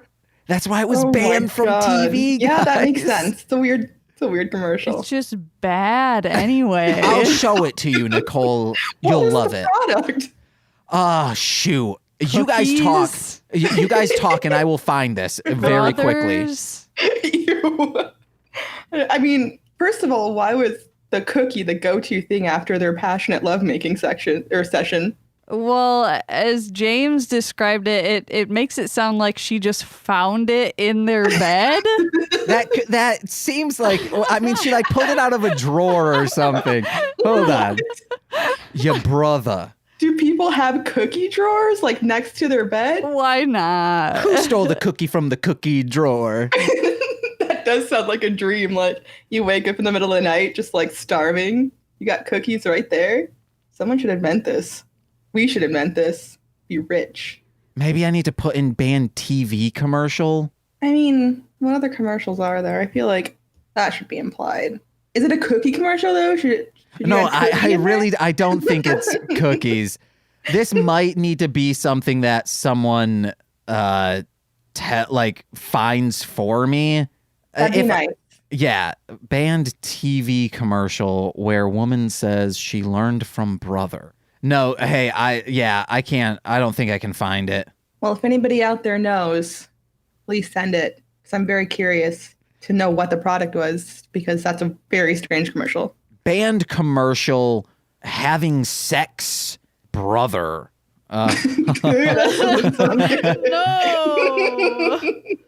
No, yeah, I can't find it. I'll find it in like a compilation of band commercials, though. Yeah. That was fantastic. Where did you learn how to do that? From your brother. Dare to be yourself. But thank you so much for being on, where it's just little tidbits. And I guess I also thought you and Monse were going to do it together, but then Monse messaged me privately and said, yo, man, you want to do this? And I said, yeah, when? Yeah, I just figured that we were all doing it together, so I was a little confused. But now we're good. We got this. It's probably easier with two separate computers anyway. Yeah, it is. Unless you guys were to record your own audio on your own. Right. I don't think we would hear each other, though. No, you would hear, like, you would also be in. Oh, yeah, we're in a call. Yeah. Magic. All right, thank you so much. You got anything to plug? Sure don't. I mean, I've really not been doing anything during this whole world-ending crisis, so just been chilling by myself. Hey, and if no one, or if anyone listening to this hasn't listened to I'll Get There, listen to it. It's a few, maybe we did like 12 episodes. They're all great, especially episode 6. God, that's terrible. I don't want to think about that episode anymore. Never again. But it's the one where I reveal why I have body dysmorphia. I do like that, though. That was that's Mason so Ocharzak. Yes. You're listening. But what about the episode where we talk about how we met? Yeah, so the first episode is Nicole and I talking about how we met. There is also an episode for some weird reason where all three of us during our week had an experience, a bad experience separately at the same exact Subway, like the sandwich shop. That's a weird episode. Yeah. Good times. I mean, even if you have listened to it, just listen again for nostalgia. Yeah. I miss it. Listen to us reading poorly written fan fiction. That's always fun. Yeah. And that time Monse, was it, thinking that a Russian egg experiment was real? They're all good episodes, guys. Go check that out. Well, it's been great, guys. Back at you. Hearing from you. Yeah, thanks for stopping by. Yeah. On such short notice, too. Gotcha. You guys were on point, ready to go. We'll talk to you later. Bye. Bye. You heard stuff from a person. Now you're gonna hear more stuff from another person. It's Steve F, you guys and gals. You hit people, guys. Steve, how are ya? I'm doing well. It's a nice, enjoyable day so far. Steve, maybe this was something I should have brought up in the pre-roll up while we were getting ready. Your microphone, I don't know if it's a setting, but your microphone will like be a normal volume and then like clip up and be louder. I'm not sure. I don't know. Sorry about that. Maybe it like just tries to like auto. Yeah, I think that's what it is. Yeah. I don't know what to tell you guys. I'm sorry. It's all good. Maybe try just only screaming into the mic, and then it will be like, oh, I never need to go up or below. It's just a constant scream. So you're saying just give it my all the time? No, even more than that. Like, I want you to not be able to talk on Zoom meetings on Monday. I don't want to do that. I enjoy my Zoom meetings on Mondays. I was going to say, hey, then you're out of Zoom meetings. You don't even need to worry about it. No, because they'll still expect me to be in the Zoom meetings. Sign language? I mean, they are video meetings. I could probably do sign language. Just write on clipboards and show it to them? Hold it right up there and say, well, don't say it, but write. The problem is my handwriting is atrocious, guys. And then eventually they'll just say, get Steve out of here. Steve, you just relax for the day. I would like to relax for a day. That sounds like a really good plan. Well, guess what? There's no time to relax, Steve. You want to know why? I want to know why. Please enlighten me. The three of us. I have the best idea ever.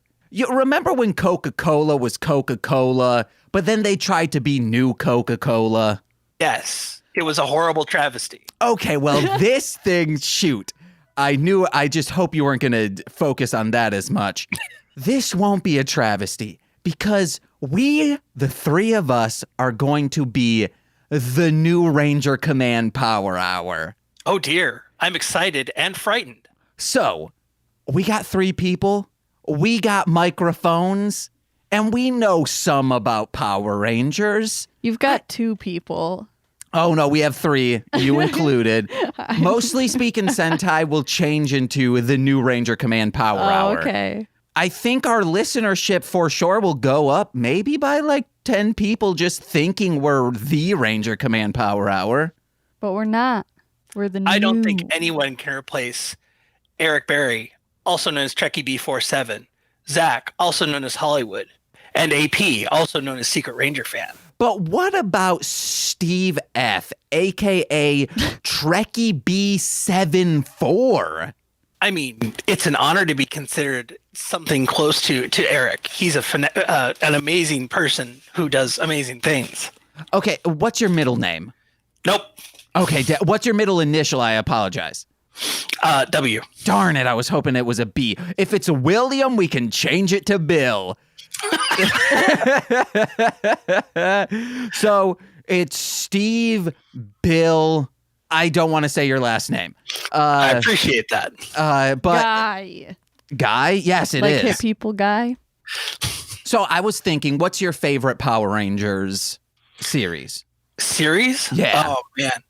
That's a great question that I don't have a good answer to right off the top of my head. I have a good answer to that. Fucking Ninja Steel, Yeah! bitch. But no, we don't want to pressure Steve. We want to be equal.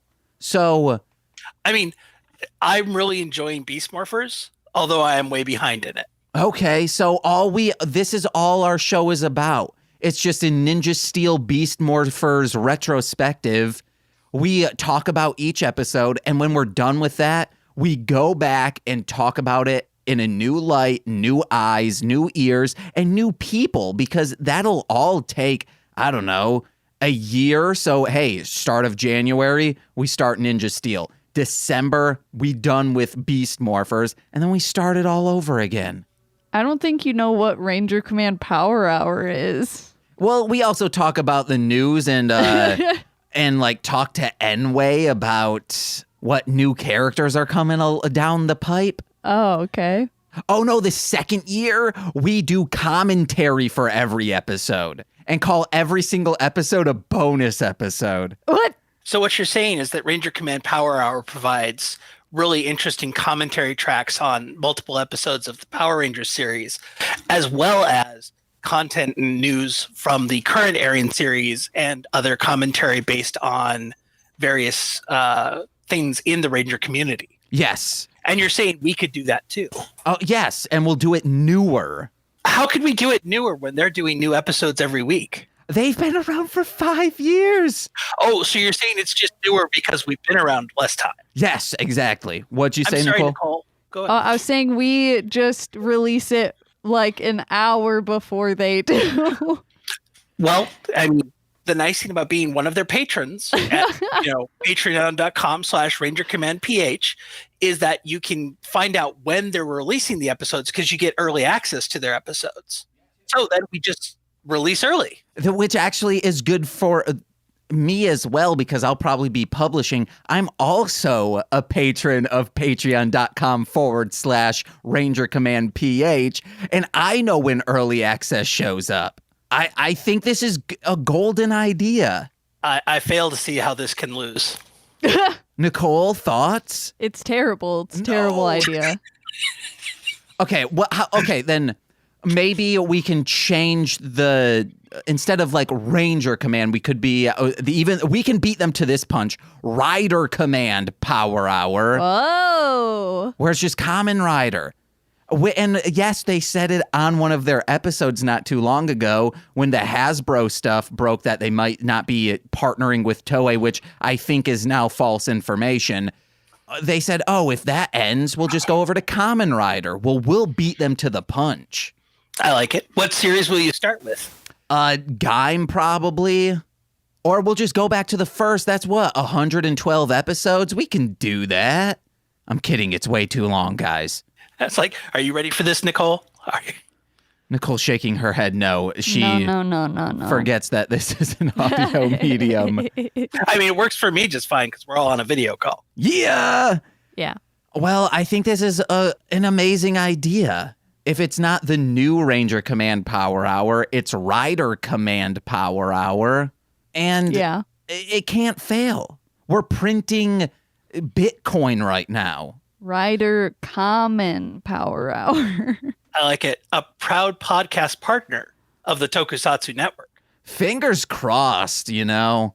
They haven't gotten down on being a partnership with the Toku Reading Corner yet, though. Which is a shame. I mean, there's something really nice about that Patreon content from MLM Pod. Exactly. It's golden.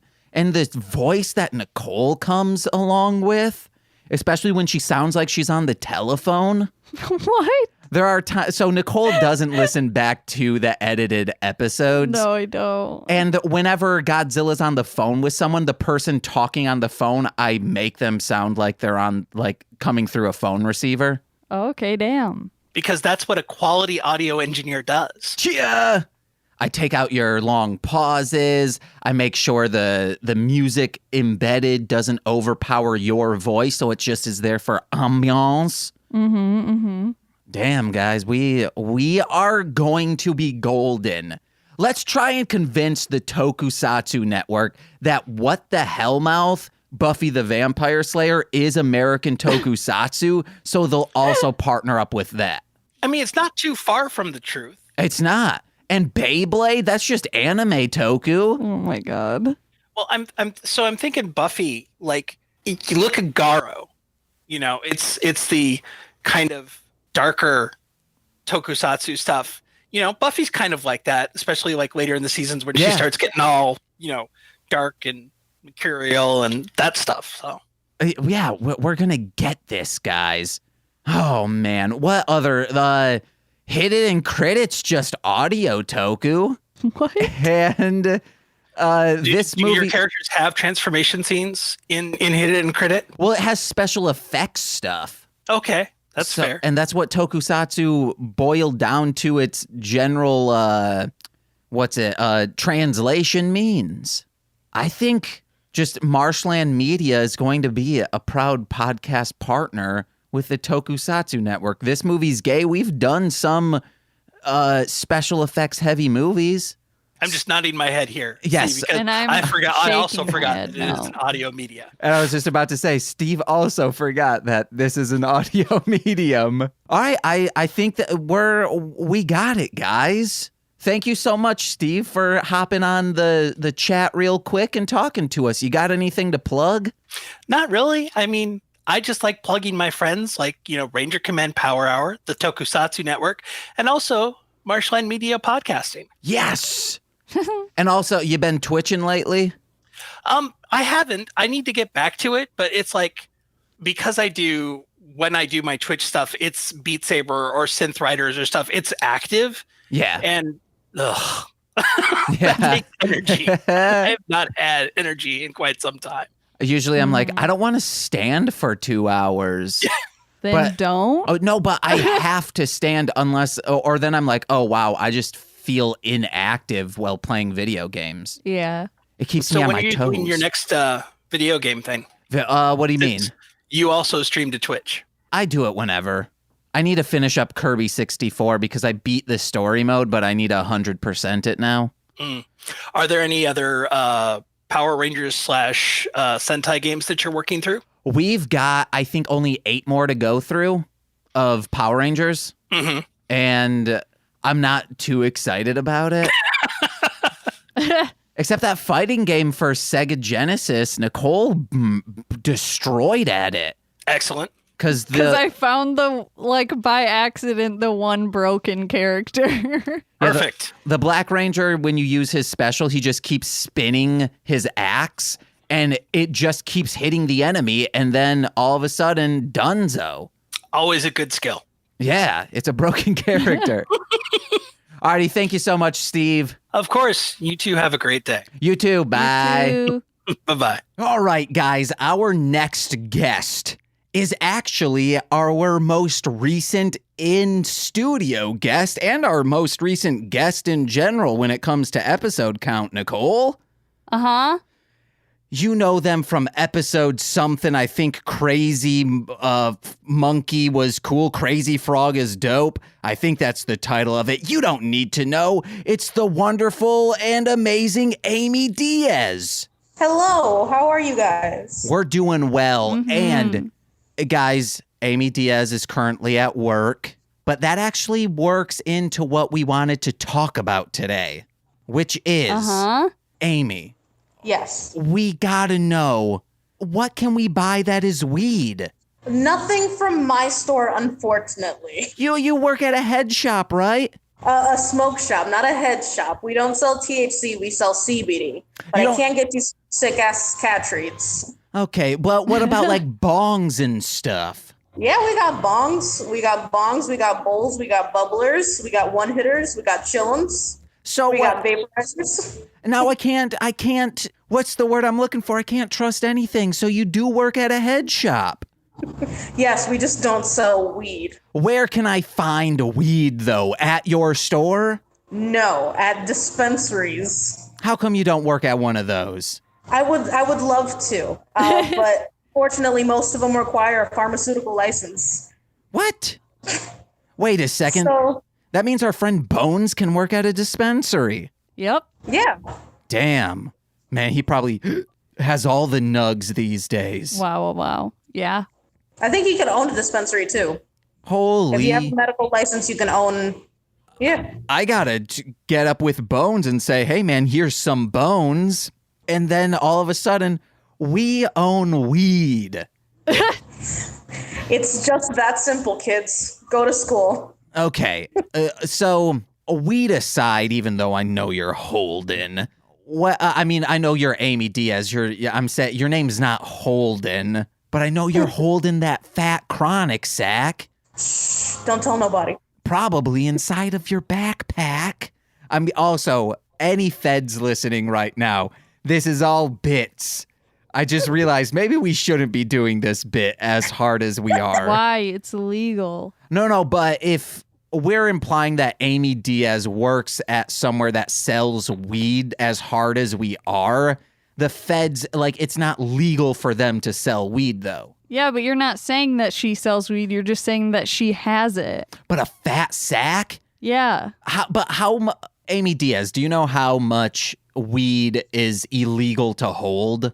Legally, you can hold up to an ounce currently. Wow, that is not a lot of weed. Well, technically, there's no way to track it, though. So you can hold more as long as you're not currently holding, multiple ounces. Okay. Can I grow weed? You can, and you could actually sell that to dispensaries if you have the proper licensing. But you only have to give them, 5%, so you can have most of the plant for yourself currently. Damn. Holy, Nicole, I know my new grift. Okay. I'm going to start selling weed legally to goddamn hipsters. Yeah. And then I'll give it back to the disenfranchised. Yeah. How that's a grift for me, I don't know. But it's making me a good person, right? Maybe. Or work out the details later. Hello. Okay, guys. Currently, Amy Diaz needs to help a customer. So we have currently a bunch of them. Are you looking for something? Shut the fuck up. It's a secret operation we're doing here. I don't know if we're coming out of Amy Diaz's headphones or cell phone. The phone. This might have been a bad idea. Maybe she's trying to set us up. Well, no.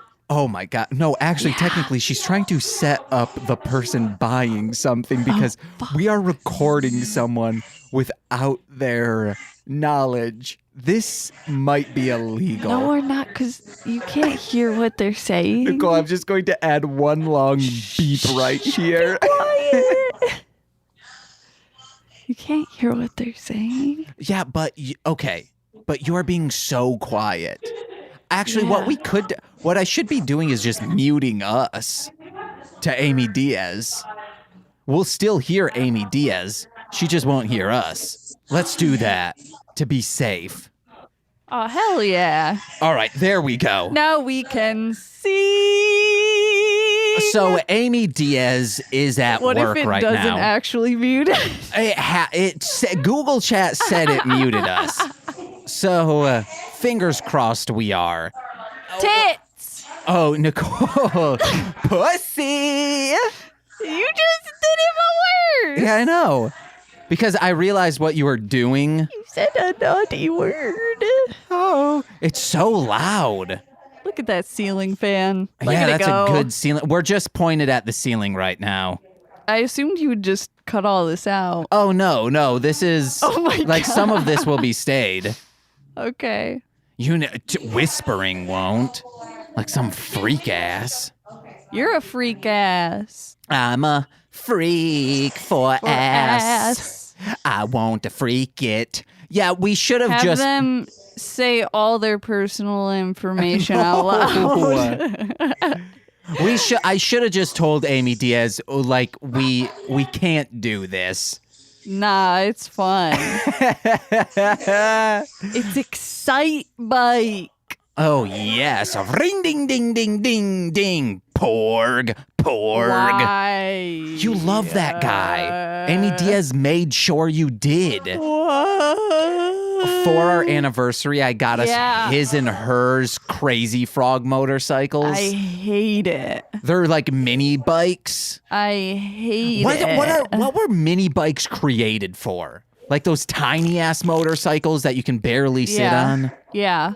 Were they just made for the circus or for children? Either way, I mean, children. Okay, that's absolutely bad. Children riding a motorcycle that can go like 15 miles per hour? Yeah. Most roller coasters go 15 miles an hour. Okay. That's insane. You wouldn't be like, hey, child, be on what about like dirt bikes? Children go on those. No, but it's being marketed to a child. Yeah. That's what I'm saying. Yeah. Like, this is the only size for a child or a monkey, and it's still bad. Yeah, and small dirt bikes are only for children. Wait, wait, they make like small ass dirt bikes that you could like pick up with your one arm? I don't know about that. I'm saying those tiny ass bikes. A tricycle? No. Do you want to play a game? Like that guy? No, I don't. Come on, let's play a game of rock, unicycle. paper, scissors. Ring, ding, ding, ding, ding. Bog. Okay, it's hop about, but unicycles. It's hop flout.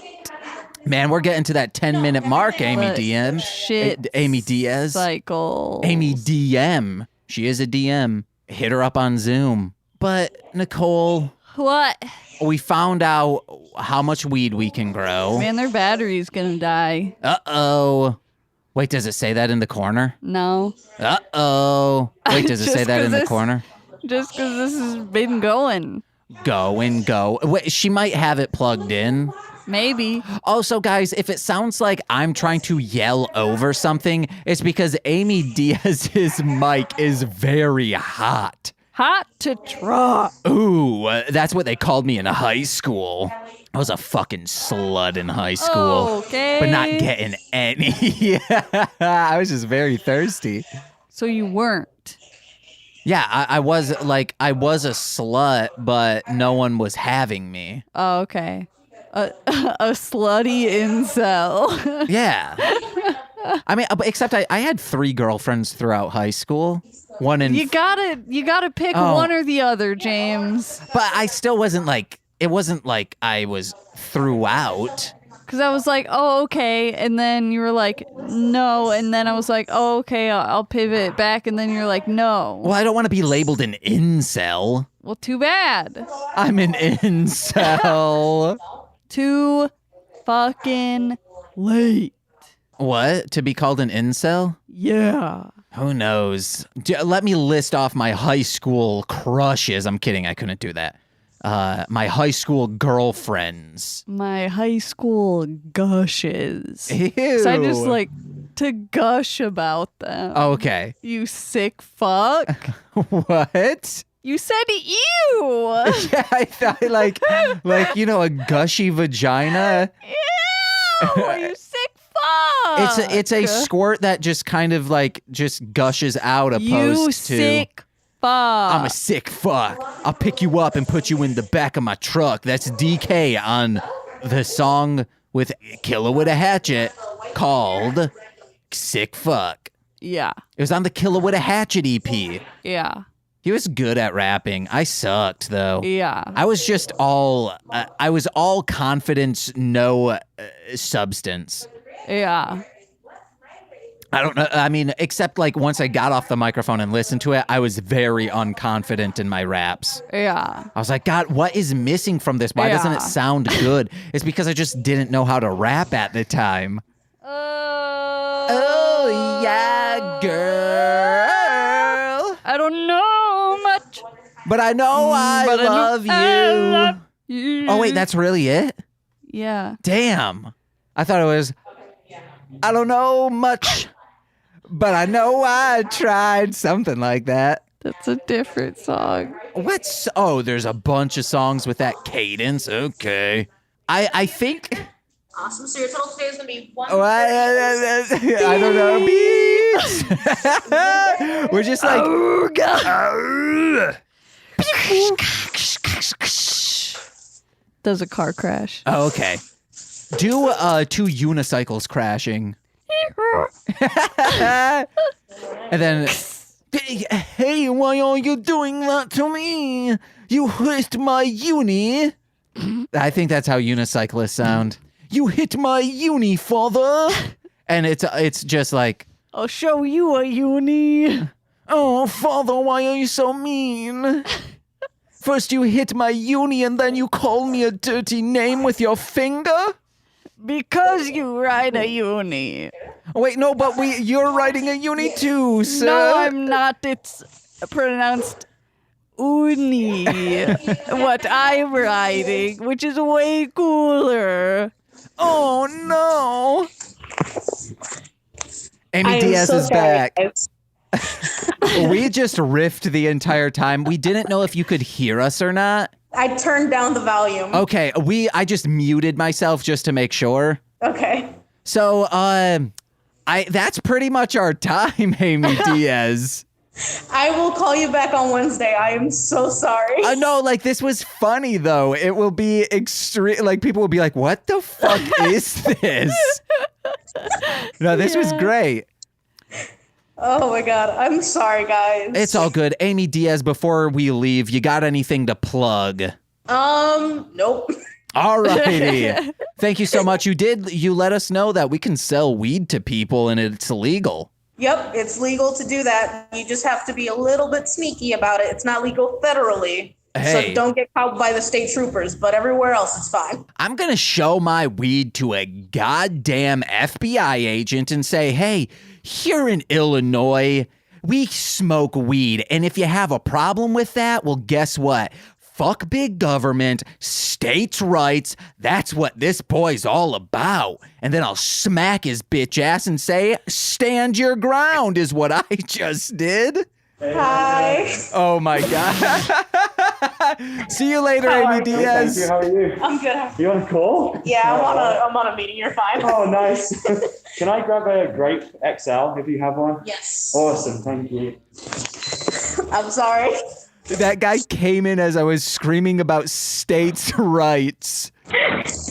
But thank you so much for being with us, Amy. Thank you for having me for the little time you did have. No problem. See you later. Bye. Bye. Hey guys, you just listened to a person saying words, and now there's two people saying words. This is It Takes Two to Toku. Hey guys. Hi guys, how are you? It takes two to make a toku right. Never gets All old. the time. It really is. Maybe it does get old then. I don't know. If you are in our apartment, hearing it when your spouse just sees It Takes Two to Toku has posted something, it might. We're honored. We're honored. That's flattered. But you guys have been talked about multiple times, many times on the show. You've been in voicemails, but this is the first time that you've been on the podcast proper. I mean, not proper. It's still like a tiny guest segment. But that will change for Time Ranger. However, you guys have someone shaking their head. What does that mean? I'm happy. Okay. I'll take anything. All right. Good. Guest appearance is great. So you guys have been listening since day maybe, I don't know, 14. Yeah. Because that's 2 weeks in. You guys were on Ranger Command Power Hour. Okay, so then day, that was in January, like 3 months in. Yeah. But that was during the Die Ranger days. Die Ranger. Yeah. It's so good. Oh, baby. So good.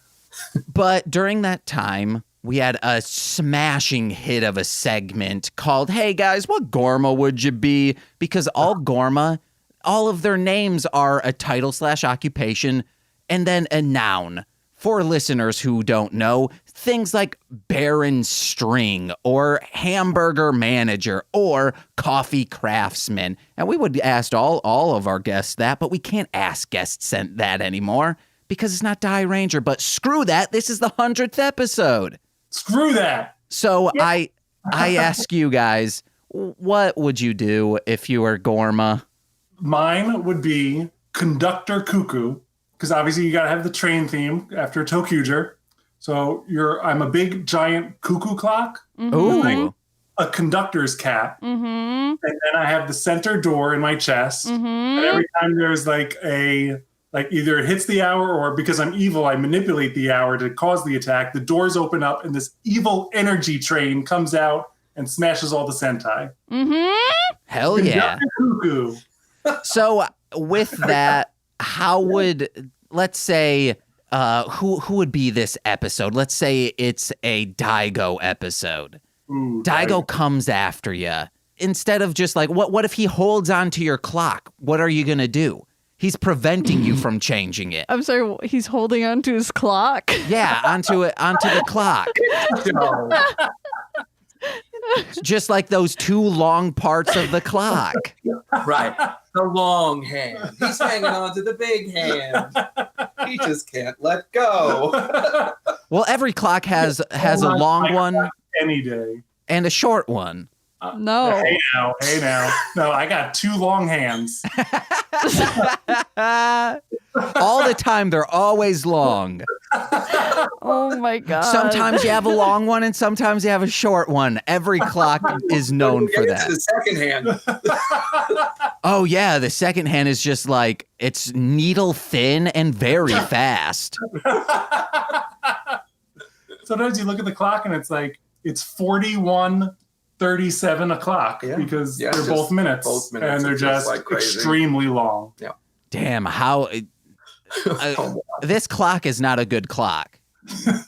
This clock is very cuckoo. It also has an analog or a digital one in the middle, so it's like you guys know. If it has 2-minute hands, it's going to be impossible to figure this out. But he holds on to the hands of the clock. I'm so sorry that you guys have a dirt mouth or mind.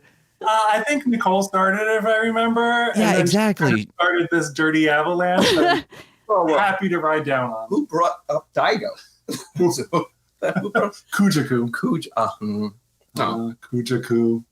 I brought up Daigo. Yeah. Daigo.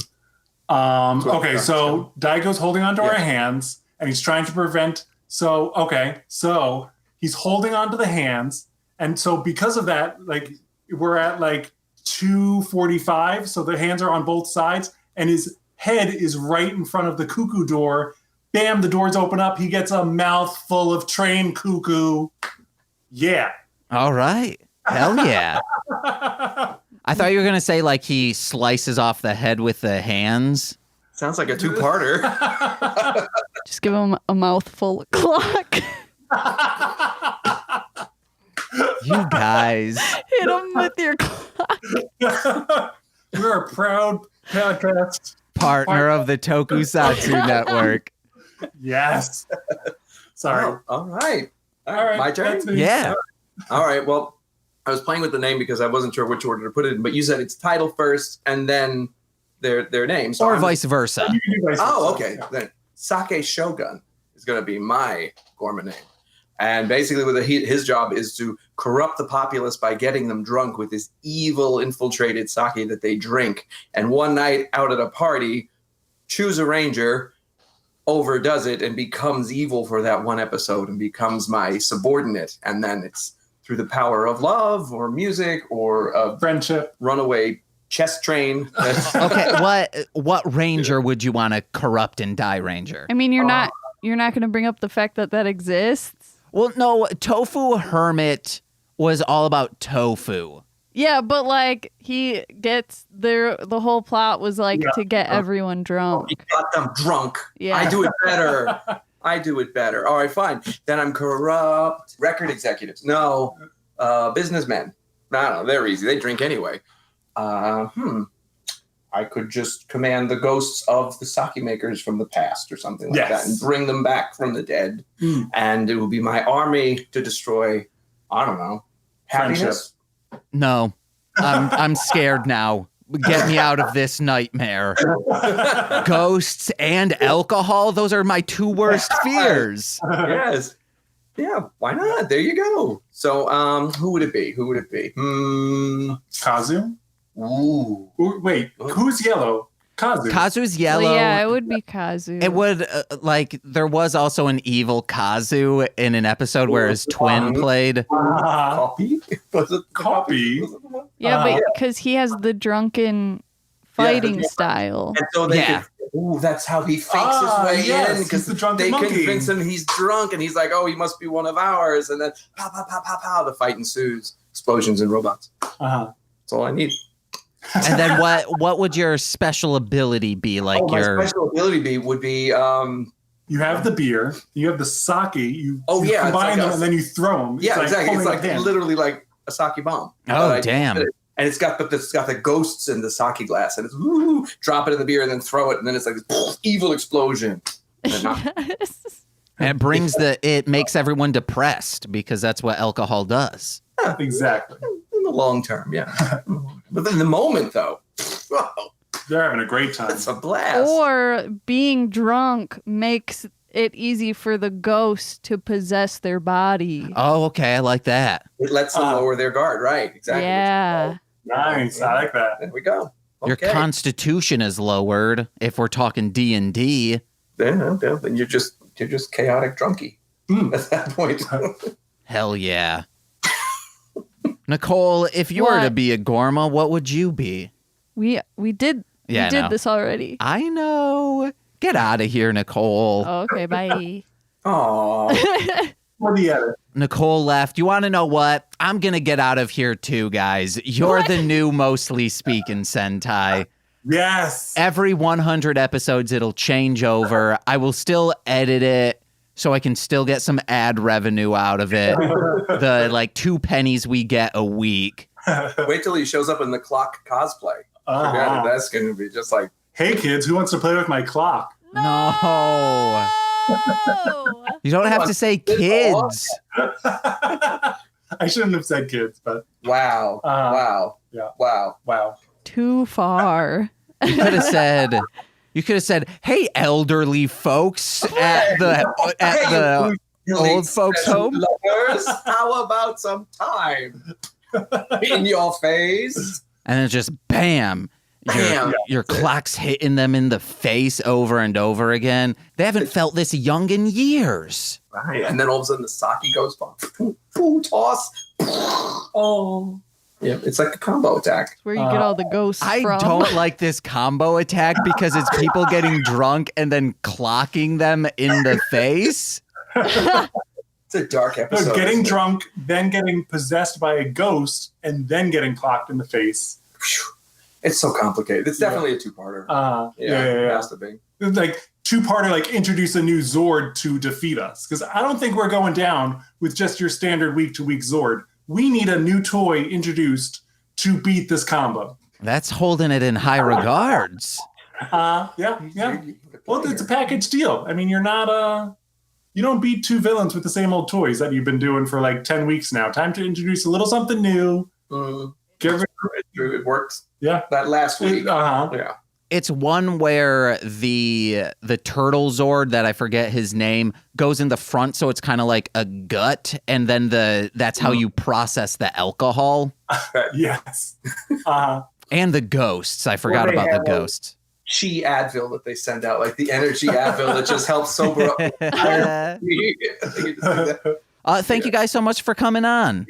Yeah, thank you for having us. So much fun. Yes. And congratulations on the 100 episodes. Congratulations on 100. You guys are awesome. Oh, thank you. Thank you. Great milestone. It's a lot of work. Do you guys have anything to plug? We just have It Takes Two to Toku on all the socials. We have a new website, ittakesto2toku.com. Yeah. We have Maestro Ranger's live Toku in 87 album. Mm-hmm.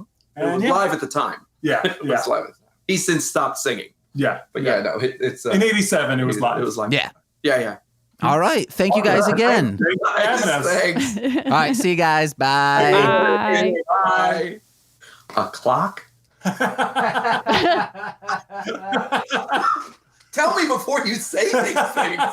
All right, guys, our next guest is changing up the entire dynamic of the podcast because I can't call my co-host by her name. I guess I could call you by my name, like that movie.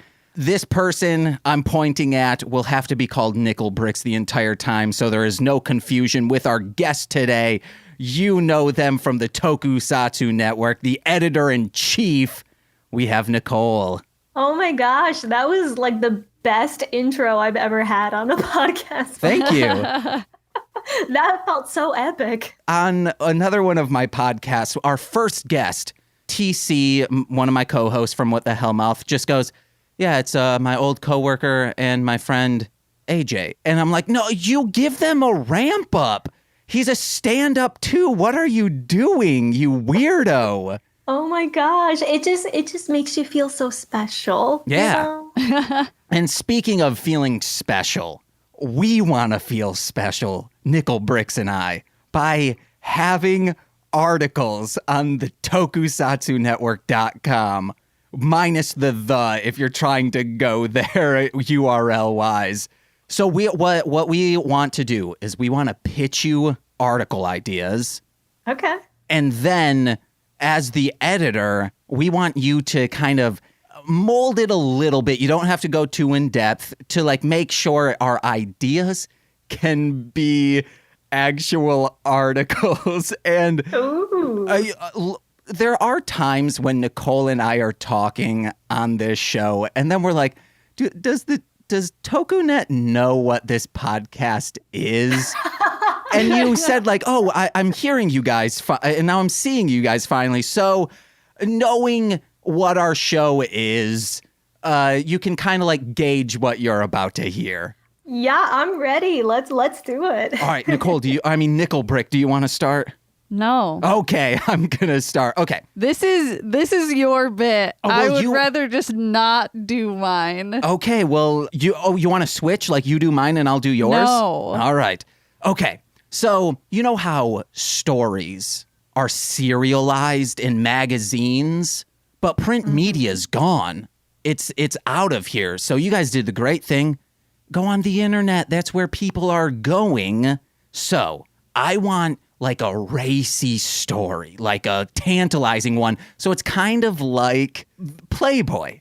Playboy put all of these great sci-fi stories because they were too controversial, even though it's very weird that these stories would ever be controversial. So I want to make your guys' Fahrenheit 451. I hope I always want to say Fahrenheit 9/11, but I know that is not what the book is called. So I'm thinking, let's just do pretty much the same thing, but instead of firemen destroying books with fire because some corrupt government wants it to be, it's just tiny little chibi Godzillas walking around in fireman outfits, looking very cute, and they're accidentally spitting on books in libraries. Maybe we could also spin it like, oh, is this about COVID? They have like the sniffles. Actually, let's not do that. That now seems too tantalizing. So they're going around, but no one's going to get mad at them because they're just like spitting at, actually the books are novellas because those are chibi books. So it's extra cute. So they're going around, but no one can get mad at them because they're so cute. So I need your thoughts, and specifically on if we want this serialized, what can the conflict be? I was thinking maybe a competition to see who can spit on the most books. Because, you know, if a Godzilla spits on something, it's nuclear and it'll blaze it up in flames. What if the story also has Chibi Ghidorah and they're facing each other of who can spit on the most books? I mean, Ghidorah's got like the 3 heads, so they're like spitting all over the place. Also in a mini fireman's outfit. Like, let's just have the battle of the monsters. Okay, and I like this because then we can make them kind of a schoolyard rivalry. Ooh. And they're in school. But then wouldn't Mothra show up and spit its goop on everything to put the fires out? Yeah. Ooh, like Mothra could be like the school teacher breaking up the 2 kids. Ooh, I like that. Be like, come on, y'all, settle down. Break them up with those big old wings just folded out from the center. Yep. And then exactly. Anguirus has to be there. And he's like, instead of spitting on things, he's just rolling up because he's got those spikes on his back. Yeah. And is puncturing all of the books. Yeah. And people think but like... that doesn't count. That's what I was about to say, spitting that actually works. They set him on fire. Oh, yeah. I was about to say they just spit on his back and then he rolls on them. Wow. Yeah. Like they spit for a week into a bucket and then just dump it on his back right before the competition. I would actually feel bad for him. I feel sad now. I think we got it. This is a perfect story. And you guys can expect this on the TokuNet, I don't know, within the next 5 years. I thought the whole bit was to see if our stories are good or not. Or like you said, to see if it would get us more listeners or something. No, to see if it would get the clicks, like with your demographic. Yeah. Yeah. I mean, we have a wide range of people that read the site, and like you're already capturing my heart with like a mini Godzilla. Like that's cute. And then the fun and like, I think you got everybody. See, that's what Nickel Bricks. That's why I didn't ask, because I was like, oh, Nicole from TokuNet is already into this idea, it seems like. Yeah. So I didn't need to ask, is this good? Yeah, got it. And oh man, what if she's just stone-faced on yours? She won't be though, Nicole. Wow. Because yours is actually good. Yeah, but mine's just another Godzilla one. Yeah, but it's a different Godzilla. It's the Godzilla. Ooh. Or I could do the second one, which isn't Godzilla. Do both. No. Okay, you do what you want. Whatever you're comfortable with. I'm not comfortable with either of them. This is a weird bit. I don't understand what this is. This makes me feel like I'm such a lax editor-in-chief. I'm just like, that sounds good. That's how I edit music. I'm like, yeah, man, that sounds good. I'll make it sound better. There you go. Yeah. One of my pitches was to do an article about what teens would really do if they had morphin powers. Okay, continue. Which is just wreak absolute havoc. I think what we could also do, we are close to a high school. I don't know. I know the school across the street, not high school students, but we could we could survey people and see what teens of today, these Zoomers, would really do. Or just like go on TikTok and like do cool dances in the suits. That is what they using would do. like their powers and stuff. They'd get so many favorites. Yeah, they'd be fucking famous. Yeah, they jump off I would buildings. like to see that, actually, yeah. I want to see, like, people in, like, a Kamen Rider suit just, like, doing dances or stuff like that, or Power Ranger suit. I would actually like that. But that article sounds like something that could fit into, like, our April Fool's articles that we usually do every year, where we come up with just really ridiculous stuff. And I think that would be really funny. I'm hired. Yes. Did you hear that, James? Right? Yeah. Come on in. That actually goes into my next article very well. Good. Okay. I want to do forgotten toku movies and TV shows that are just lost to time. However, I don't want to do the research, so I'm just going to make them all up. And I did put down, could be an April Fool's one. Nice. God, I really do sound like an editor that just accepts everything, but that's hilarious. And I would love that. We do that all the time for April Fools. Oh my God. We've done that with like well-known toku locations. We're like that quarry and that underground pipe and like weird stuff like that. So we love it. Come on board. Oh, we're going to be just April Fools will have to be an entire week. But I did once want to do like a fanzine that is just super dumb Godzilla stuff. And one was going to be me doing a retrospective of Godzilla's Revenge, notoriously known as a lot of people's least favorite Godzillas.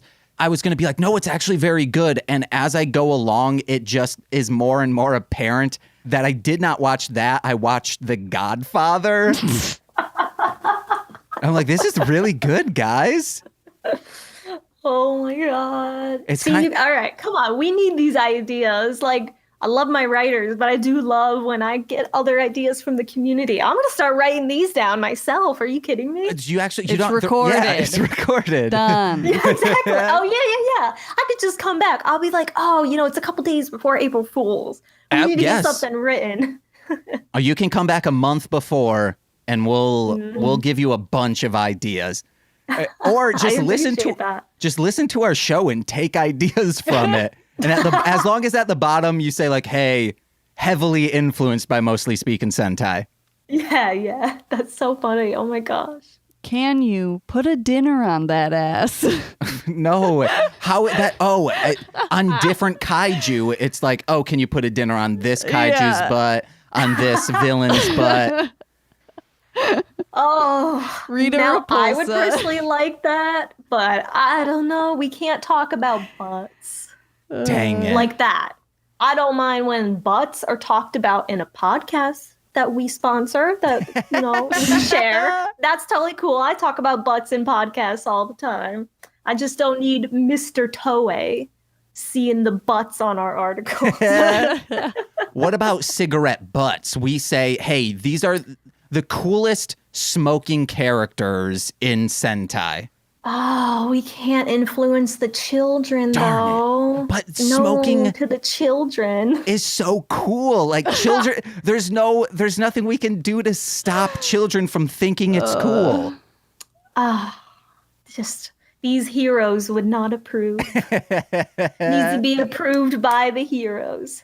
Didn't the Black Ranger, was he Black Ranger in Jetman? Didn't he smoke cigarettes? I believe so. Guy, yeah, he definitely did, and drank and smoked cigarettes. He was so cool. No, I think he's mean. Yeah, he's mean, but like he's that cool, mean personality that the Black Rangers sometimes have. This is actually a good one because I don't know if you've heard these episodes, but I categorize people as someone who will sack tap you and someone who will not sack tap you. There's two different people in the world. This is what we do. We ask the TokuNet community of like, hey, what are the top 3 Sentai series? And they'll think, wonder what article they're going to make this out of. And I just rank everyone on like, they will sack tap me or they won't sack tap me. AKA, are they a good person or not? I like that one, actually. You're like, that's going behind the paywall, though. Yeah, I might have to go on our Patreon, but yeah, I like that. Oh my God, can you imagine? Hey guys, pledge like $5 to our Patreon and we'll talk about which Sentai will sack tap you. And it's not punch you in the groin. It's just like that quick, 13-year-old just walking up to their friend and going like, sack tap. And then you're like, no, I feel like I can't have children now. All right, Patreon subscribers, you know what's coming up for you next. And speaking of that, we're at that we're wrap. I don't want to wrap up though. I like all these pitches. I'm telling you, I'm gonna write them down. I'll be like, hey writers, let's get some April Fools going. You've given me ideas. Hell yeah. But speaking of the Patreon, what you got to plug? Oh, yeah. I mean, we're doing so many different things on the site and the Patreon in particular. So if anybody who's listening already supports the Tokusatsu Network or maybe wants to get like exclusive access to early access to our videos, podcasts, you can go to patreon.com/TheTokuNet. And our tiers start at like $1, $5. Like you can pick whatever you want. You get cool stuff. Heck yeah. And thank you. This was freaking fun. I like this too. Feel free to have me come back and hear your pitches again if you'd like. Heck yeah. Well, we will. We'll get you on a Time Ranger episode soon. Oh, yeah. That would be so much fun. Hell yeah. All right. Thank you so much. We will see you later. Thank you. Bye. Bye. You heard words from other people in the episode and probably after this, but right now you're gonna hear words from one specific person, and that is Melzer. That's me! The past guest, long-time listener, long-time caller from episode 8 with Morphbots. It's weird that was just episode 8. Holy, wow, that's insane. Yeah. And did I ever hold the streak for on the show the most? Yes. You held it for a very long time, and I think Jose, or maybe you and Jose are currently tied. Ah, good. Currently, I haven't lost it yet. Melzer is outside in a park with a face mask on and looking up at the clouds. It's very peaceful. I could not be in my house anymore. Also, I have these crazy, terrible air conditioning units that are just brutal for any kind of audio. Have you been doing any audio there lately? Yeah, I've been doing some videos in my house just because I'm going insane, not doing something. Yeah. And yeah, the audio is just terrible in there, and the heat isn't terrible in there. It's just terrible in there. I'm so sick of it. But I'm sure a lot of us are feeling that way about our apartments these days. Yeah. Yeah. But speaking about getting back into the groove of things, oh man, I'm so excited to get back to work. Guys listening, if you don't know Melzer's line of work, Melzer does video editing for a music industry thing that I don't know if he wants me saying publicly. No, it's fine. No.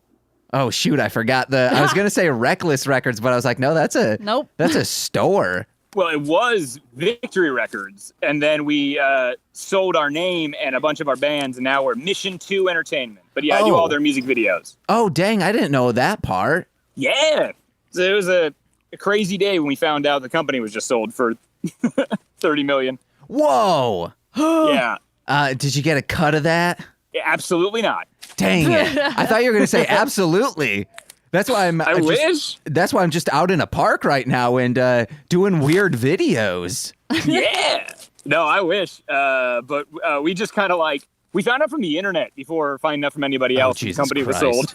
And then we're like, do we still have jobs? And then that was a couple months. And then we found out we did still have jobs. So that's that was good. Oh, jinx. Yeah. But, okay, so what we want to talk about today falls in line with your line of work. Nicole and I, we want to pitch you not just a TV show, not just a movie, not just a musical, and not just an album. That's right. We are going to pitch you one idea that you can EGOT off from. Oh, shit. For anyone who doesn't know, that's an Emmy, Grammy, Oscar, and a Tony. Very few people have it. They are mainly Whoopi Goldberg and composers. Yep. So what we're going to do, we want to, Nicole, you can get in on this as well. We want to pitch you it'll start out as a TV show about a man who makes music videos, but during this music video, it's also a musical show. So think Crazy Ex-Girlfriend or Steven Universe. I can't think of another music. Moonlighting. What? Moonlighting. That is Bruce Willis's first show. Wait, he's like a singing detective. That was a musical? I thought Moonlighting was all musical. Oh, I have no idea. Phineas and Ferb. There we go. Boom. So what's great about this is you can pull from your own life experience as working on music videos, producing and directing them. Okay.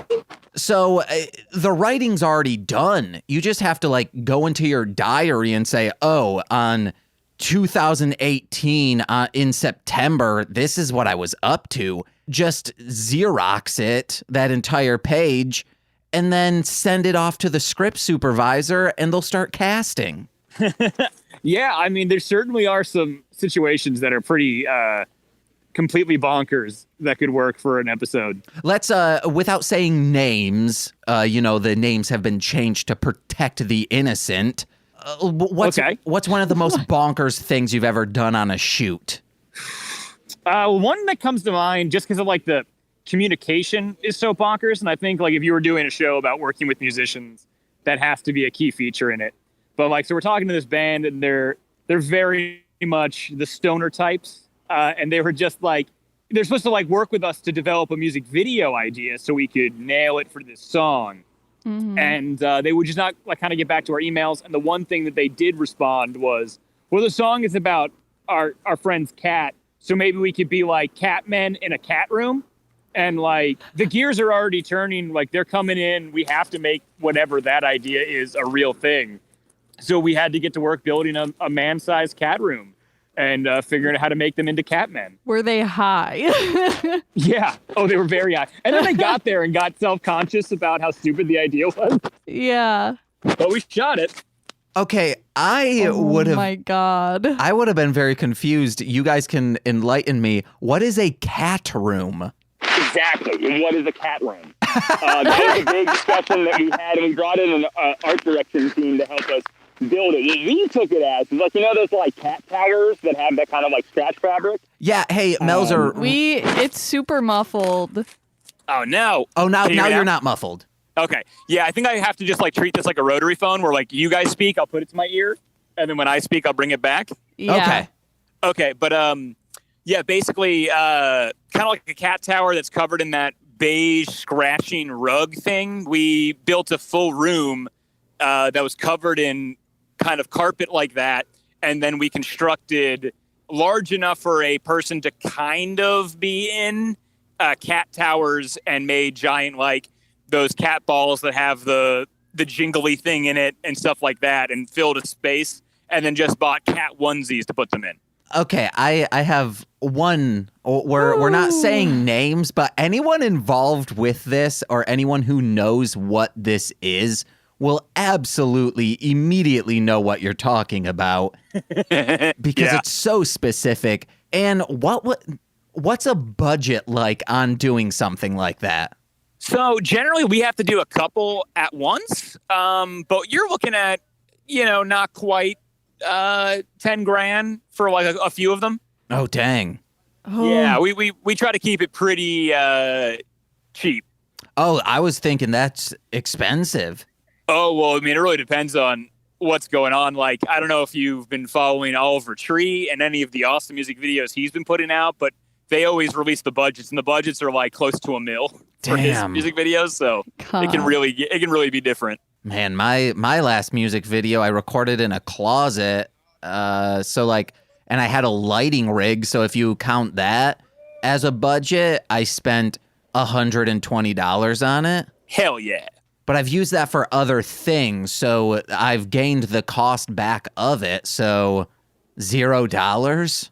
Yeah, I mean, that's basically how I approach all of my personal projects is like, yes, there is gear that you could say is part of the budget, but really it's just the stuff that I own and will use for like 7 more projects. So yeah. Mm-hmm. So let's get one more bonkers idea, and then we have the pilot. Okay. One more, let me think of something that was like particularly, well, I guess one that comes to mind was just, this guy's pretty big and he's great. He's awesome, but he more thinks in the terms of decades. And he just said one music video should be kind of Westerns and 50s, and one should be 60s mod. And that was it. He just showed up to town, and we had to have a music video based off those 2 very limited suggestions. Okay, so we can either combine these 2 stories together, so then it would be like a Western 50s cat room. Yes. Or we could do like one story is the A plot and the other is the B plot. I feel like mashing them to. Let's do A plot, B plot. Okay, so then how does these climax to mash together? Maybe this is what happens is someone in production was like, oh no, guys, I mashed these together. Like that's where this all comes together. And then it has to be this weird, at least in rap music, they would do it where it was kind of like a medley of 2 songs mashed together and they would do a music video of that. That's what you guys end up having to do is like, oh, well, we only have one set. It's just going to have to be both bands hanging out together, get through half of the song, and then it breaks down into the other band playing. Okay, yeah. So like we only had the money for the cat room, and then all of a sudden we have to do the other stuff with like the mod dancers and everything, but we can't switch the set over, so we have to just make that work. Yeah. I like that. And then it goes viral. Yeah, and then that's all the studio wants to do, and that's where the stakes raise. At least for the first few, like the next one comes out and it bombs and it's like, oh yeah, we can't do this. Right. All right, we got the show, and then we can all of a sudden we have that show, we get a feature length film that wins an Oscar. Then the show becomes a musical, and that musical soundtrack gets a tone or a Grammy. And then have we EGOT'd? Yeah, we EGOT it. Easy peasy. Oh man, EGOT. This actually sounds like a very good like workspace comedy. Yeah. Yeah, actually, now that you mention it, when we made Morph Bots, we had a meeting with this Hollywood producer type that was quote unquote interested in Morph Bots, and when we got into the phone call with them, he was like, yeah, sure. You got robots and stuff. I can't sell that. What I could sell is a show about your lives. What do you have? And I didn't at the time, but now I have one. Call him up. Yeah, you should. Just like as long as we get a consulting producer credit on the first episode, we're fine with it. Definitely. I should probably ask for more. Let me do some of the soundtrack so I can get at least on a Grammy. Oh, you can be executive producer on the whole show if this gets sold. Oh man, that'll change my life around. Would finally be proud of me. Unless we start talking shit about Ben Shapiro, and then gets mad at me. Pro Ben Shapiro? He's always trying to get me to listen to his podcast. How do you feel about the news that Ben Shapiro has never sexually pleased his wife that's been circulating? I never talked to him about it. I just don't respond when says I should listen to it. I feel like that should be your icebreaker. If were to bring that up, I do plan on saying, oh man, that dude who loves dry pussy. He loves it. Wow. He blots his tongue before eating out, so it's a dry tongue as well. Oh, it's like sandpaper. Yeah, it's like, you know how when you're healthy and you don't want a bunch of grease on your pizza? Picture that, but it's a tongue, but just as greasy. Ew, no. All right, Melzer, thank you so much for being on the show. Guys, congrats on doing so many episodes. Yeah. Thank you. Do you have anything to plug? Not at the moment. Not like your YouTube channel that has the gun thing? I don't even know what YouTube I posted that to. Okay, well, but there's a gun video out there that I made. Yeah, we'll link his Twitter. Thank you. That'd be great. No problem. You have a great day, sir. You too. Miss you guys. Back at Bye. you. See you. Bye. All right, guys. It's been a good probably 2 hours. We don't know. We haven't edited all of this together, but we're on to our final guest and possibly the most gracious guest we've ever had. Or guests. He's 2 people. Yeah, that's right. You might know him by his government name, Eric Berry, or you know him by his handle, Ranger Command Power Hour. I keyed Trekkie B47 is here. What is up, everyone? Are you saving the best for last? We sure are. Mm-hmm. Oh my gosh, I'm so honored. Thank you. You are so welcome. Eric, you came to us, and right before you started recording, you said that there is a band playing next to you. Yes. My neighbors are having some kind of huge party, apparently. Were you invited? Nope, not at all. That's what you should be most mad about.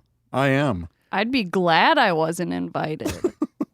They can keep their COVID to themselves. Actually, that's true, yeah. I don't want to go near anyone. But COVID makes like parties feel like you're smoking More a cigarette. exciting. Oh. And cool. Because there's risk involved. Yeah. The risk is that I'm hungry and I don't have any food. Wait, why is that a risk? It's not. That's why it's funny. He's just saying that he's hungry. And he wants to go to the party to get food? Sure. But I don't want to risk COVID. That's the dilemma. Oh, to go out. Well, that also makes grocery shopping like dangerous. It's like riding a motorcycle all of a sudden. It is. We were Eric, we can't hear your band at all. Well, they stopped. Okay. Now, so great. Because one of our guests, Amy Diaz, was at work. So customers were talking in the background. Yeah, that was funny. Had to leave to assist a customer for 7 full minutes. And but left you hanging? Yeah, but we made fun. We like riffed the situation. Yeah. And then Melzer was outdoors. TC was in a car. So this is the most professional then. I mean, up there, yeah. There were a couple others, like Nicole from the Toku Network. She was sounding crisp and clean. Mm-hmm. Oh, okay. Got that official sponsorship now. However, you are the only one to offer to record your audio from your end. So, people are listening, they'll be like, oh no, he is the most professional sounding. Yeah. Well, I mean, I don't produce as many podcasts as you do, but you know, I'm not new to this. But I would say you produce many more remote podcasts, so this is perfect. Yeah, that's true. It's up your alley. Yeah. Oh no, my back Right up itches. But Eric, yes. Can you see my neck right now? No, I can only see your shoulder. Oh, there it is. Well, that's nothing like the neck that you've put out, stretched out for us. We are in your life debt because you gave us a chance when no one else would very early on in our career. Yeah, absolutely. So today, with the 10 minutes we have, Nicole and I need to know we'd never want to be in debt. We're not in debt in any other way, so we need to know how can we pay off this life debt to you? There's no need to pay it off because I consider the both of you very good friends and I miss you terribly during this year. And yeah, you don't owe me anything. You really don't.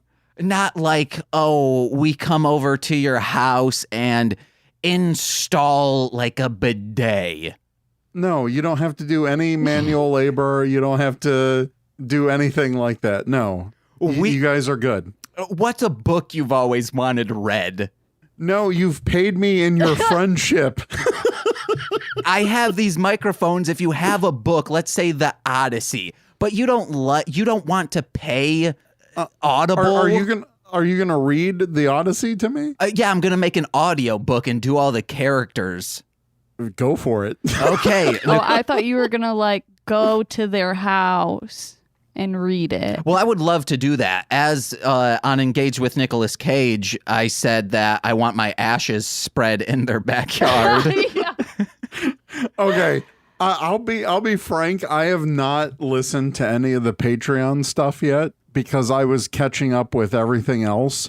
Mm-hmm. And this week I tore through like 5 or 6 episodes of Mostly Speaking Sentai. So I'm all caught up now. And I'm all caught up like What the Hell Mouth. And I'm working back on This Movie's Gay. Yeah. I've got like 4 episodes of that. And then I'll start working towards the Patreon stuff. I highly recommend Engage with Nicolas Cage because even people that are listening to the other stuff for some reason aren't listening to Engage with Nicolas Cage. I think I'm going to listen to Engaged with Nicolas Cage. Yes. And we'll see how many times you can say Engage with Nicolas Cage. Because the more you keep saying something, it sticks in people's minds, Engage with Nicolas Cage. Just like patreon.com/Ranger Command PH. Yeah, exactly. One of the previous segments, Eric, was a very long, convoluted advertisement for Ranger Command Power Hour. Oh, I appreciate it. But Nicole, how I figured out how I would repay the life debt making an audiobook of the Odyssey for Eric. Mm-hmm. How will you be paying it off? Oh, goodness. Just draw me something. That's it. Well, these need to be outlandish enough that go you to your house and hang out. Yeah, eat your food and drink your coffee and then leave. You're welcome. Okay, let's do it. We will get tested for a multitude of things because I've just been rolling around in anything I can find. I mean, I need to get tested for celiac, so yeah, you need to get tested for it. a lot because again, I've been rolling around in just anything I can find, and like dogs are looking down on me somehow. They're shorter, but somehow looking down on me. So we get tested. You just hold them up. Well, no, it's because you're rolling around on the ground. Yeah. So you're already there. Okay. Very short dogs are also looking down on me. But we get tested, we quarantine until we find the results, and then we hitchhike to Eric and Teresa's. I can just pick you guys up. Yeah, getting in a bunch of strangers' cars is fine. I've done it before. That's how I used to get around Muskegon. During a pandemic? The pandemic that is adolescence, yeah. Okay. Because those are hormones that are just fighting with each other. Yeah. Sometimes you want sometimes you're depressed, and then other times you're like, I really got a J.O. Okay. That's teenhood. You ever been there? I guess so. Okay. Nicole knows all about it. Eric, it's been 100 episodes. What's been your favorite one? Oh my God. I asked TC, I said, it's been 100 episodes. Oh man. What has Mostly Speaking Sentai meant to you? But what's been your favorite? Oh God. I don't know if I could even pick out a specific one. I mean, obviously the ones that me and Teresa have been on are they're high up there, obviously, because we're part of it. God, I don't know I forgot which episode it was, but there was one where you guys were just arguing or Nicole got like very mad. Like recently? No, the stuff with like the pancakes that one time where oh my God. Yeah, I think it's called like something batter. Batter is in the title, I believe. Yeah. But no, like recently there's been a couple, I'm not going to say arguments, but there's been a couple of like where Nicole is just completely fed up with you. I just lose my shit. And it's like the most hilarious stuff. That's what a lot of Engaged with Nicolas Cage is. Then I'm going to love that. I mean, there's always a bit within the show that is that. Okay. I think, so I'm looking, the titles. Recently I really liked, Waterboarded by Affection. Yeah. I don't remember what happened in that one. Like the mammogram, Men Who Keep Secrets, like Nicole's Teeth, Teenage Drug Rehab. I don't know. There was just a lot going on with that one where it was like, I don't know. I'll say that it's hard to pick one because I really do find every single episode of Mostly Speaking Sentai to be very entertaining. And I will say through this pandemic, they have gotten me through some pretty crap days of working from home constantly for the past 5 months. So thank you. No, you're welcome. And if anything, I have a life debt to you guys. Oh, no. Oh, no. He flipped it on us, Nicole. Keep being our friend. That's how you pay it back. Exactly. Or have us pay back your life, the life debt we have to you. That's how you pay us back. So we're just equal? Yeah.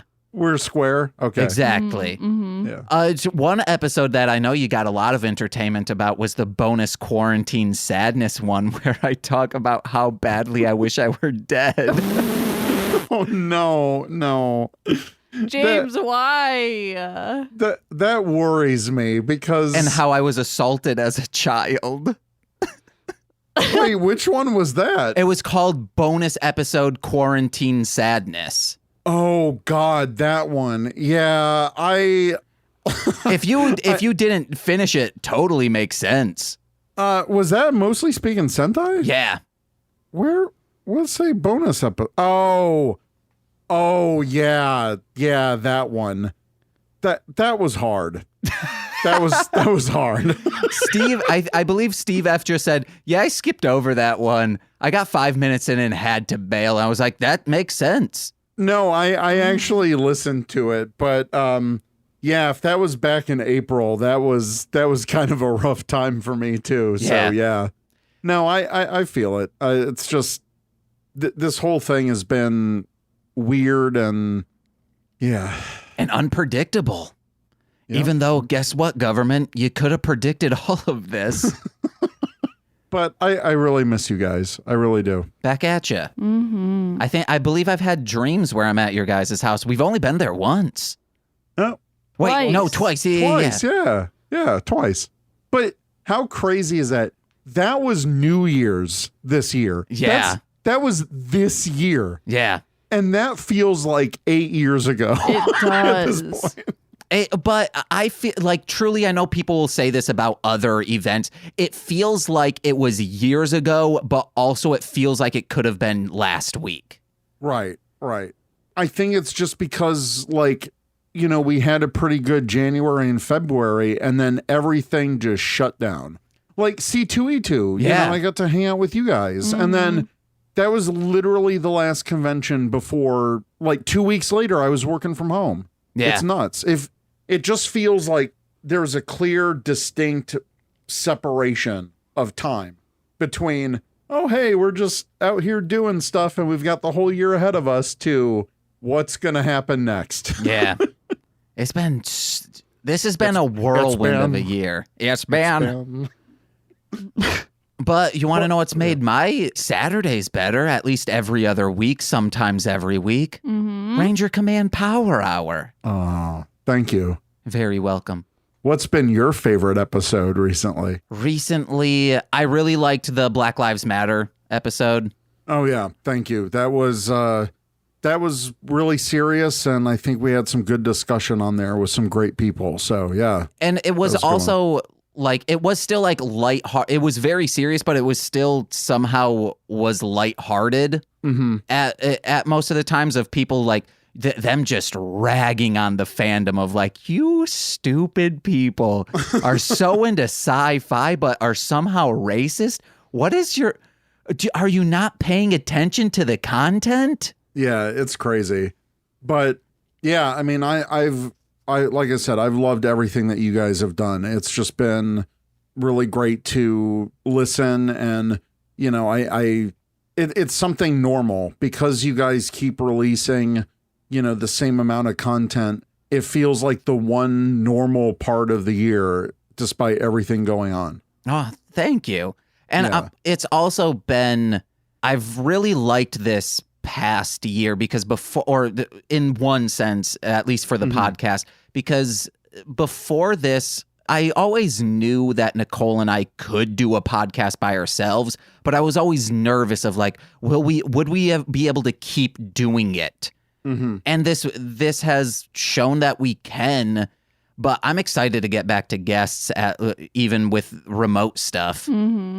Yeah, and you know, this is definitely, as a fellow podcaster, this has definitely changed the game about how we approach, you know, how we do things. I mean, mostly we've been remote for the majority of like our entire run, but even thinking about like different guests and different topics to talk about, just because everything has changed. And even like conventions are now online, and now it's easier and more acceptable to just do like a live stream, and people will be there for it because frankly, they've got nothing better to do right now. Yeah. Yeah. At least in most states. Some states are for some weird reason opening up.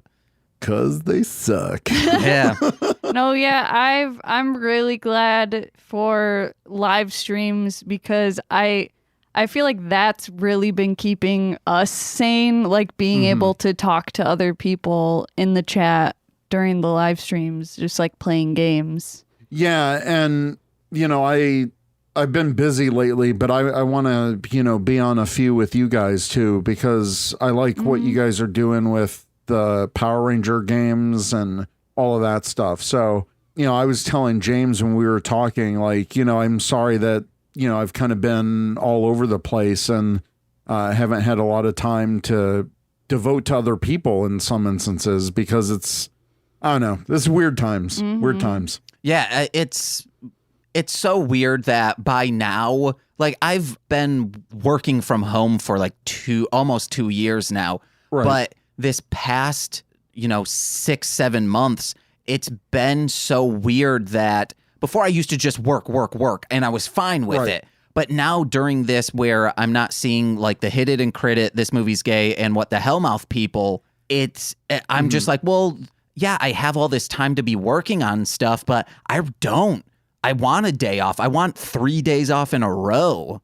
And it's odd that just not seeing your friends does affect things.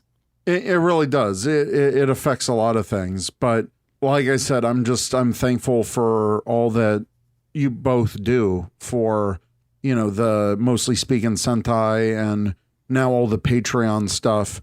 I think you guys launched the Patreon at a really good time because there's more content that you guys are producing that without the help of like co-hosts from the outside.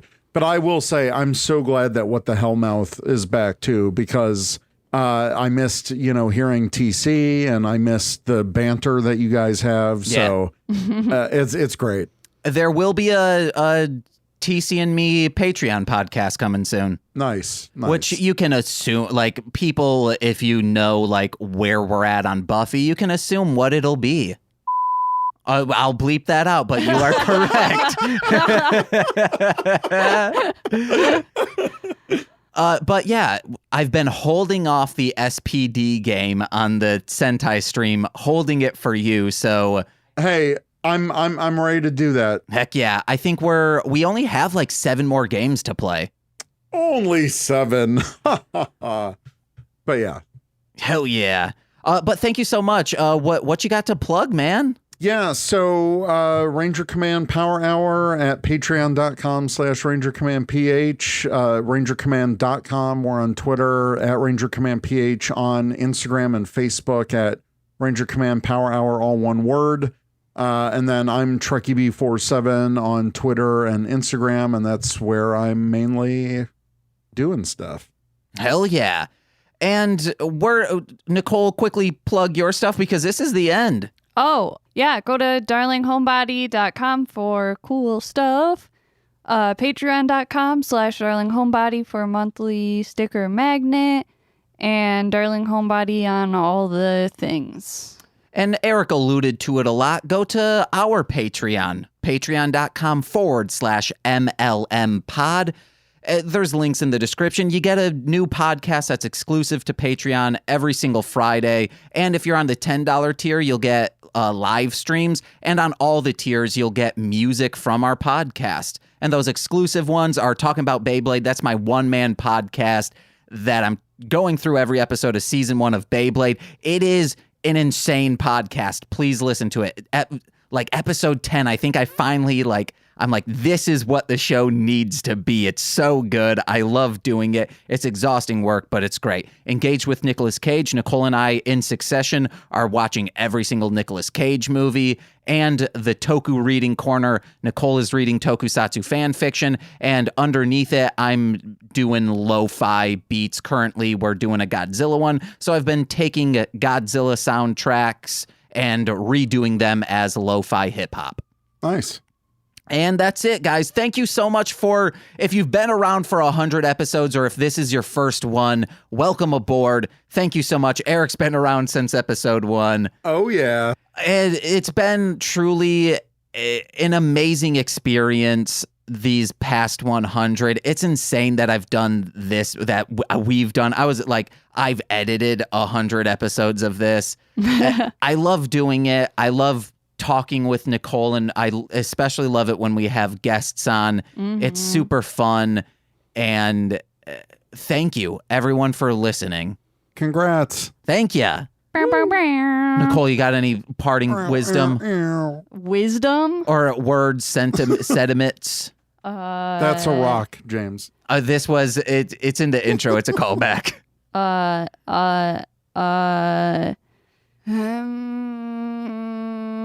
None of this is getting edited. Nah, I got nothing. All right. But hey, we'll do this. Eric, you'll come along for the ride. I've been James. I'm Nicole. And I'm Eric. And we've been Mostly Speaking Sentai. There's a little bit of... Yeah, bye-bye. There's a little bit of a delay, but you won't hear that, listeners, because I'll edit the delay out. All right, see you guys. See you, Eric. Thank you. Okay. Bye. Bye. Bye. And I'll send my recording stuff to you later. Oh, bye. Thank you. See ya. Bye. Okay, bye.